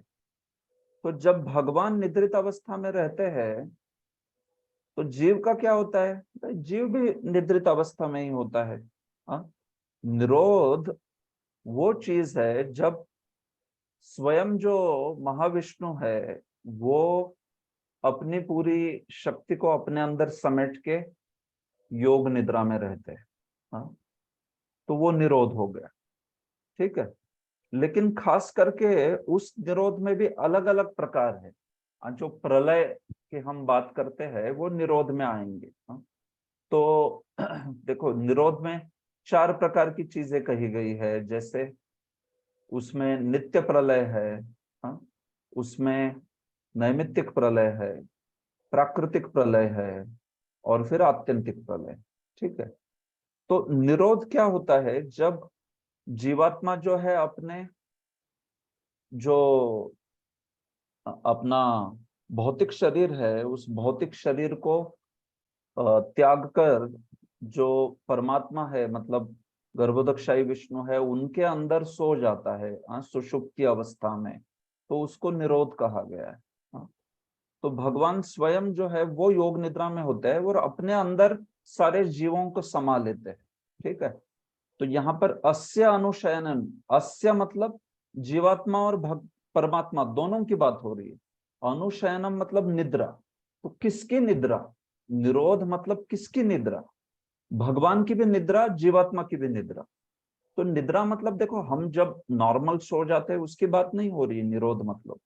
तो निरोध मतलब जैसे नैमित्तिक प्रलय, ब्रह्मा जी के अंत में, ब्रह्मा जी के दिन के अंत में प्रलय हो गया, तो फिर जीवात्मा जो है उस वक्त गर्भोदकशाही विष्णु के अंदर सोया रहता है, तो उसको कहा जाएगा निरोध। या फिर ब्रह्मा जी का जीवन ही खत्म हो गया पूरा, तो फिर उस वक्त क्या होता है, जीवात्मा अगर वो भगवान के धाम नहीं गया है तो जाके महाविष्णु के अंदर जो है वो सो जाता है, लीन हो जाता है कुछ काल के लिए, फिर से सृष्टि होने तक, तो उसको निरोध कहा जाता है। तो वो प्राकृतिक प्रलय हो गया, पहला जो था वो नैमित्तिक प्रलय हो गया, ठीक है। तो इसको निरोध कहा है। आत्मना सह शक्ति भी, अपनी शक्तियों के साथ भगवान का निद्रित अवस्था में रहना, उसको निरोध कहा गया है ऐसे। तो उस वक्त जीवात्मा जो है वो भी भगवान में लीन रहता है। अगर वो नैमित्तिक प्रलय है तो गर्भोदकशाही विष्णु में लीन रहता है, अगर प्राकृतिक प्रलय है तो महाविष्णु में लीन रहता है, इस प्रकार से। तो इसको निरोध कहा जाएगा उन दोनों भी अवस्थाओं में, ठीक है। तो ये निरोध शब्द की व्याख्या इस प्रकार से की गई। तो इस निरोध से जो मुक्ति है वो कैसे भिन्न है, इसको भी समझिए। तो देखो निरोध और मुक्ति में क्या अंतर है। तो निरोध तो वो है कि जब जीव अपने केवल स्थूल देह को त्याग के वो जो है भगवान में लेटा है, भगवान में लीन हो गया है। लीन मतलब यहाँ पे ऐसा अर्थ मत लीजिए मायावादियों की तरह, भगवान में जाके निद्रिस्त हो गया है, ठीक है। तो उस वक्त उसका जो स्थूल देह है उसका त्याग हुआ रहता है, लेकिन सूक्ष्म देह तो उसके साथ में ही रहता है कि नहीं, निरोध में। लेकिन जहां सूक्ष्म देह भी त्याग दिया वो हो गई मुक्ति। ये बात समझ गए, ये दोनों में अंतर है। सूक्ष्म देह को भी त्याग दिया उसने पूरा पूरा, हाँ, तो वो क्या हो गया, अभी स्वरूप में स्थित हो गया अपनी। मुक्तिर हित्वा अन्यथा रूपम, तो वो अन्यथा रूपम मतलब क्या है, वो अविद्या के कारण वो जो स्थूल और सूक्ष्म देह ले रहा है, तो स्थूल देह भी छोड़ दिया तो निरोध हो जाएगा, लेकिन सूक्ष्म देह भी जब छोड़ेगा तब वो मुक्ति कहलाएगी। ये बात ऐसे। तो ये मुक्ति में और निरोध में दोनों में अंतर है एक्चुअली। तो मुक्ति मतलब एक्चुअली देखा जाए तो उसको आत्यंतिक मुक्ति कहते हैं। आत्यंतिक मुक्ति, 4 प्रकार की मुक्तियों में जो चौथी है वो आत्यंतिक मुक्ति है। मतलब जहां पे जीव पूरे ब्रह्मांड को त्याग करके भगवान के धाम को जा रहा है वापस, वो आत्यंतिक मुक्ति हो गई। हाँ, इस प्रकार से। तो आत्यंतिक मुक्ति जो है वो भले ही निरोध में गिनाई जाए, लेकिन समझिए कि वो एक्चुअली मुक्ति है, वो भगवान के धाम जाना है वापस। हाँ, तो ये बात है। तो निरोध में और मुक्ति में ये अंतर है। बस इतना ही अंतर होता है कि मुक्ति उसके लिए भी कही जाती है जो जीवन मुक्त है, मतलब इसी जन्म में अभी तक उसने भौतिक देह त्यागा नहीं है, लेकिन वो भौतिक देह से पूरा छूट गया, उसकी आसक्ति जो है भौतिक देह से खत्म हो गई और सूक्ष्म देह से भी आसक्ति खत्म हो गई, तो उसको कहते हैं जीवन मुक्त। तो वो भी मुक्ति में आएगा, जीवन मुक्ति भी मुक्ति में आएगी और विदेह मुक्ति भी मुक्ति में आएगी। विदेह मुक्ति मतलब जो वो एक्चुअली में दोनों सूक्ष्म स्थूल देह त्याग करके भगवान के धाम जाएगा, ऐसे। हाँ, तो मुक्ति में भी मैं आपको बता रहा हूं कि जीवन मुक्ति अलग होती है, विदेह मुक्ति अलग होती है। लेकिन चूंकि दोनों स्थिति में स्थूल और सूक्ष्म देह से कंप्लीट डिटैचमेंट है, जीवन मुक्त स्टेज में भले ही वो धारण किया है लेकिन उसका पूरा पूरा आसक्ति खत्म हो गया है, इसलिए तो उसको मुक्त कहते हैं।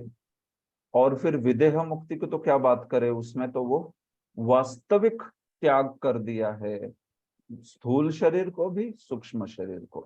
हाँ, इस प्रकार से, और अपने स्वरूप में स्थित हो गया, तो ऐसे व्यक्ति को मुक्ति प्राप्त हो गई। कहा है हित्वा अन्यथा रूपम, जो अन्यथा रूप है मतलब अज्ञान के कारण जो रूप है स्थूल सूक्ष्म आदि देह है, उसको त्याग कर हित्वा स्वरूपेन व्यवस्थिति, अपने स्वरूप में सिद्ध हो जाना, स्थायी हो जाना, इसको मुक्ति कहा गया है। ये बात ठीक है, तो ये बात है।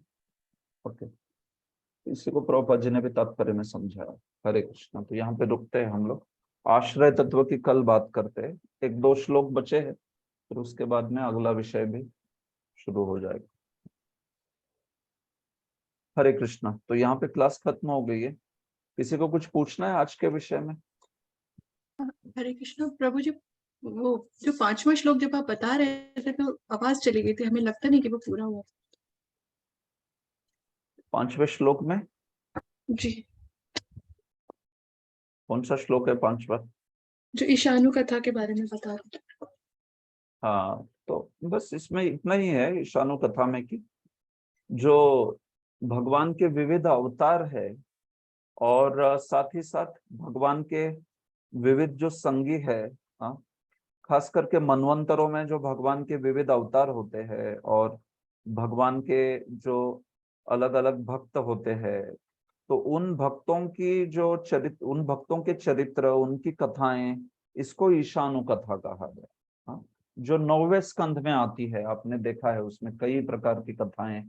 हाँ, उसमें एकदम शुरुआत से लेके अम्बरीश महाराज आदि से लेके भरत महाराज, भरत मतलब दुष्यंत भरत हो, या फिर दुष्यंत का पुत्र भरत, दुष्यंत का पुत्र दौष्यंत भरत, तो वो हो, या फिर ययाति हो, हाँ, या फिर अंशुमन हो, या फिर भगीरथ हो, ये सारे जो ऐसे भगवान के भक्तों की कथाएं जो है ईशानु कथा में आती है।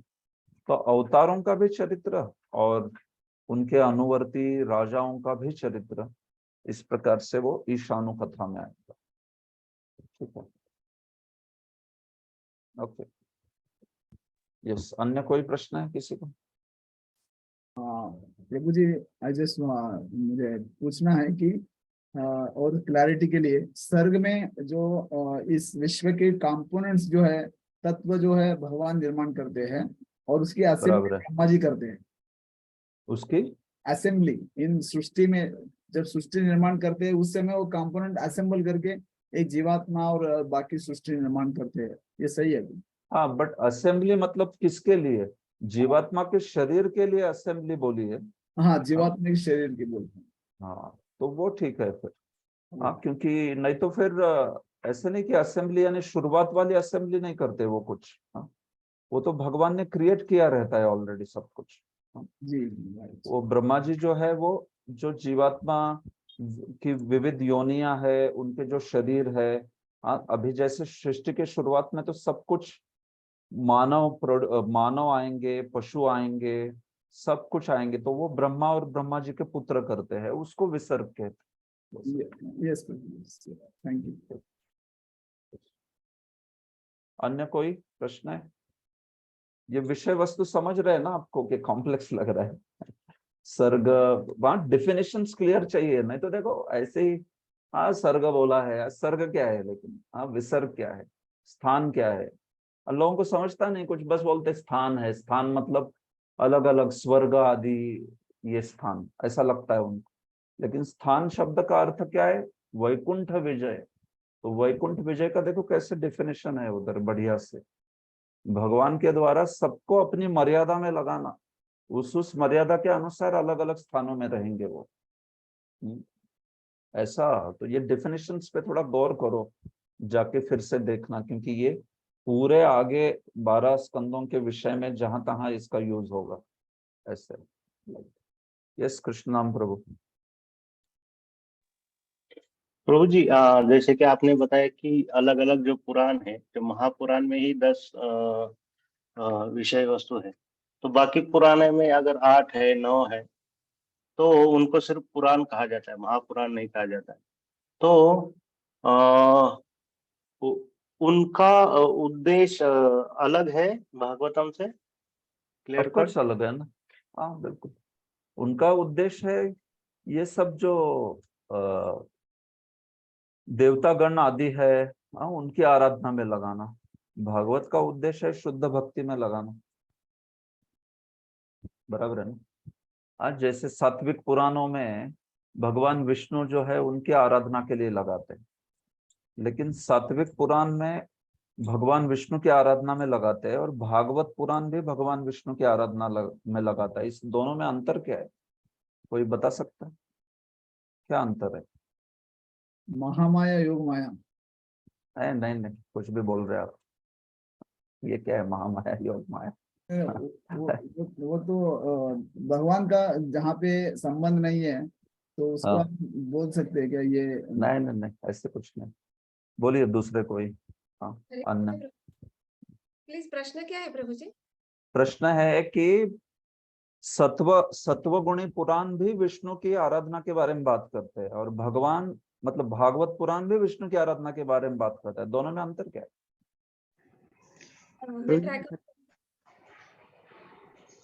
प्रभु जी, ये सत्वगुण जो मतलब विष्णु पुराण जो सत्वगुण का बात करता है वो मुझे पता नहीं, शायद ऐसा होगा कि वो इस भौतिक जगत में बांध के रखता है, और वो जो गुण है वो प्रभु जी, नहीं नहीं ऐसे कुछ नहीं। मैं ट्राई मत सेवा प्रभु जी, प्रभु प्रभु जी मैं बोलिए। try- प्रभु जी प्रभु लेकिन वो मत सतोगुण जो है वो भौतिक जगत का ही है ना। हाँ प्रभु जी तो मैं ट्राई लेकिन आपको अंडरस्टैंडिंग पता होनी चाहिए उस सत्वगुण से कहाँ जाते हैं वो लोग। मैं ट्राई करूँ। भौतिक गुण का सत्वगुण रहने दीजिए, लेकिन सात्विक की भक्ति से आदमी कहाँ जाता है। हाँ श्रुति कीर्ति माता जी बोलिए।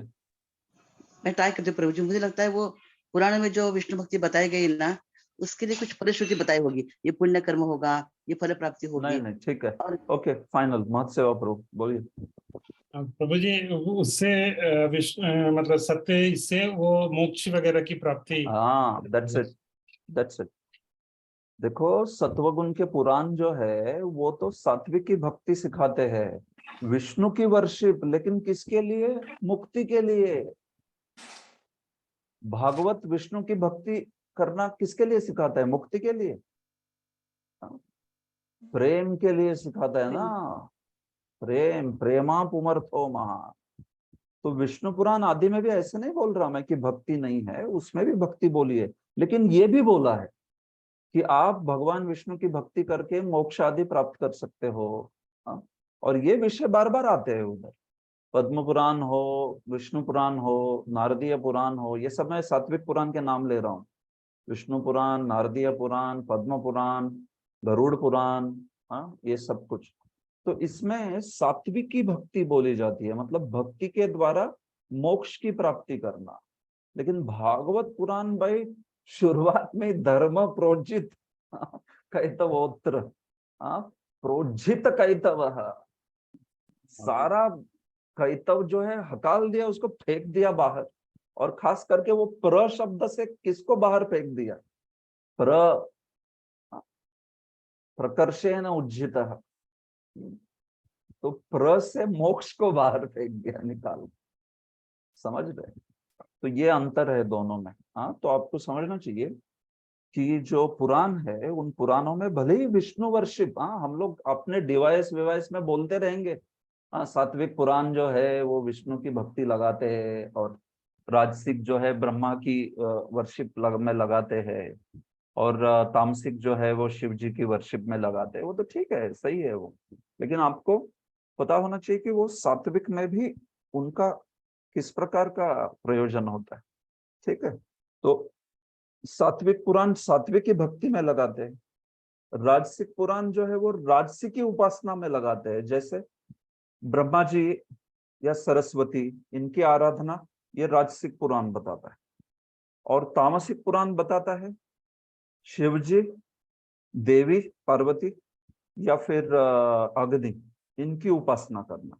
ये तामसिक पुराणों का मेन प्रयोजन होता है। तो समझा आपको अभी 3 प्रकार की कैटेगरीज, और भागवत इसमें क्या अंतर है। हाँ? इसलिए भागवतम सात्विक पुराणों में गिनाते हुए भी शुद्ध सात्विक है, परमहंस संहिता है वो सात्विक पुराणों में नहीं आता, वो बस गिनाया गया है सात्विक, बट वो है उच्च शुद्ध सात्विक, पूरा ही निर्गुण है वो। कृष्ण नाम प्रभु क्लियर? अरे जिनका प्रश्न था। यस प्रभु। ओके ठीक है, हरे कृष्णा। हाँ यस, देखो नहीं तो राजसिक और हाँ, सात्विक पुराण भी मोक्ष की ओर ले जाते हैं क्या? राजसिक और सात्विक पुराण के तामसिक, सात्विक तो ले जाते हैं, राजसिक जो है वो भी मोक्ष की ओर, उनका भी मार्ग होता है क्या? उनका भी फिर मोक्ष की ओर ले ओके। तो देखो कैसे होता है इन सारे पुराणों में ना, एक बात आप याद रखना, इन सारे पुराणों में आश्रय तत्व तक की भी बात होती है। हाँ, क्योंकि इनमें से कई पुराण महापुराण है, स्कंद पुराण महापुराण है, तो उसमें आश्रय तत्व की भी बात है। लेकिन आपको देखना पड़ेगा कि विषय कितनी प्रधानता से बोला। तो तामसिक पुराणों में भी शुद्ध भक्ति की बात रहती है, थोड़ी थोड़ी यहाँ वहां। स्कंद पुराण से हम जानते हैं ना, भागवत महात्म्य स्कंद पुराण, और स्कंद पुराण से कितने सारे भक्ति के श्लोक हम उद्धृत करते रहते हैं। तो क्या है, वो तो आश्रय तत्व की बात हो रही है उधर। तो भले ही वो तामसिक पुराण हो, सर्वत्र थोड़े थोड़े मात्रा में जो आश्रय तत्व है उसकी चर्चा तो आती ही, हाँ, इसमें कोई संदेह नहीं, लेकिन बहुत छोटा होता है वो पोर्शन, बाकी बहुत विषय विस्तार से है। हम लोग भक्ति वाले तो हमने बराबर उतना ही उठा लिया, ठीक है, लेकिन स्कंद पुराण में बाकी कितना विषय है ये तो आप जानोगे तो आप सोचेगा अरे भाई क्या क्या बोला है इसमें, अलग अलग। तो वैसे होता है वो, तो भक्ति का विषय है, उसमें मुक्ति का भी विषय है, सब कुछ बोला जाता है सारे में, लेकिन प्रोमिनेंस रहता है कोई चीज का। तो तामसिक और राजसिक में वो प्रोमिनेंस रहेगा अपने अपने गुणों की आराधना का। जैसे ब्रह्मा और सरस्वती की आराधना का बहुत प्राधान्य रहता है राजसिक पुराणों में, और तामसिक पुराणों में शिव शक्ति की आराधना का बहुत प्राधान्य रहता है, और साथ साथ थोड़ा बहुत सात्विकी भक्ति, थोड़ा सा शुद्ध सात्विकी भक्ति कहाँ कहाँ मिल जाएगा, ठीक है। तो उनका अंतिम गंतव्य कभी कभी मुक्ति होता है, हमेशा नहीं। हमेशा नहीं, हाँ। वो अगर कोई पुराण पढ़ेगा वो तो उसको जाएगा कि ये कहीं बीच में भक्ति के बारे में बोल रहे थे बट मेन टॉपिक वो नहीं है, ऐसा बोलेगा वो। स्कंद पुराण का स्कॉलर टिपिकली इस टाइप से बोलेगा, वो तो साइड टॉपिक है भक्ति। भागवत वाला ऐसा कभी बोलेगा कि साइड टॉपिक, हाँ, वो तो भक्ति भक्ति इतना भक्ति है, वो बोलेगा बाकी सब साइड ही है, साइड है, बाकी कुछ है ही नहीं। हाँ, तो वैसे ठीक है प्रभु जी, ये जो तामसिक पुराण है, जो बाकी शैविक लोग है ना, वो एक्सेप्ट करते हैं ना ये तामसिक है करके ऐसे। हाँ, शास्त्र में ही बोला है तामसिक है करके, डायरेक्ट पुराण में बताया। हाँ, सात्विक कौन सा है, तामसिक कौन सा है, राजसिक कौन सा है, वो भी पुराण में बताया डायरेक्टली। अच्छा। हाँ, तो वो मानते हैं, लेकिन वो बोलते हैं कि भाई सात्विक राजसिक तामसिक वो तो ठीक है, लेकिन वो बोलते हैं कि जिसको जो जिस गुण में है उसने वो स्वीकारना चाहिए। अपन, हाँ, एक के लिए औषधि दूसरे के लिए जहर होता है, तो आप लोग शुद्ध भक्ति वाले हैं, आप करते बैठो, हम लोगों को क्यों परेशान कर रहे हो, ऐसे बोलते। प्रभु जी, तामसिक पुराण में आपने बोला शिव शक्ति और एक और आपने कुछ बोला, अग्नि, अग्नि, अग्नि तत्व संदर्भ में जीव गोस्वामी, ठीक है, ओके। तो मेरे विचार से रुकते हैं यहाँ पर, ठीक है, कल आगे का विषय जो है इसकी चर्चा करनी है, ठीक है। तो हरे कृष्ण, ग्रंथराज श्रीमद् भागवतम हरे की कृष्ण। जय, दंडवत प्रभु जी। श्रील प्रभुपाद की जय। दंडवत प्रभु जी, हरे कृष्ण। धन्यवाद, हरे कृष्ण। दंडवत।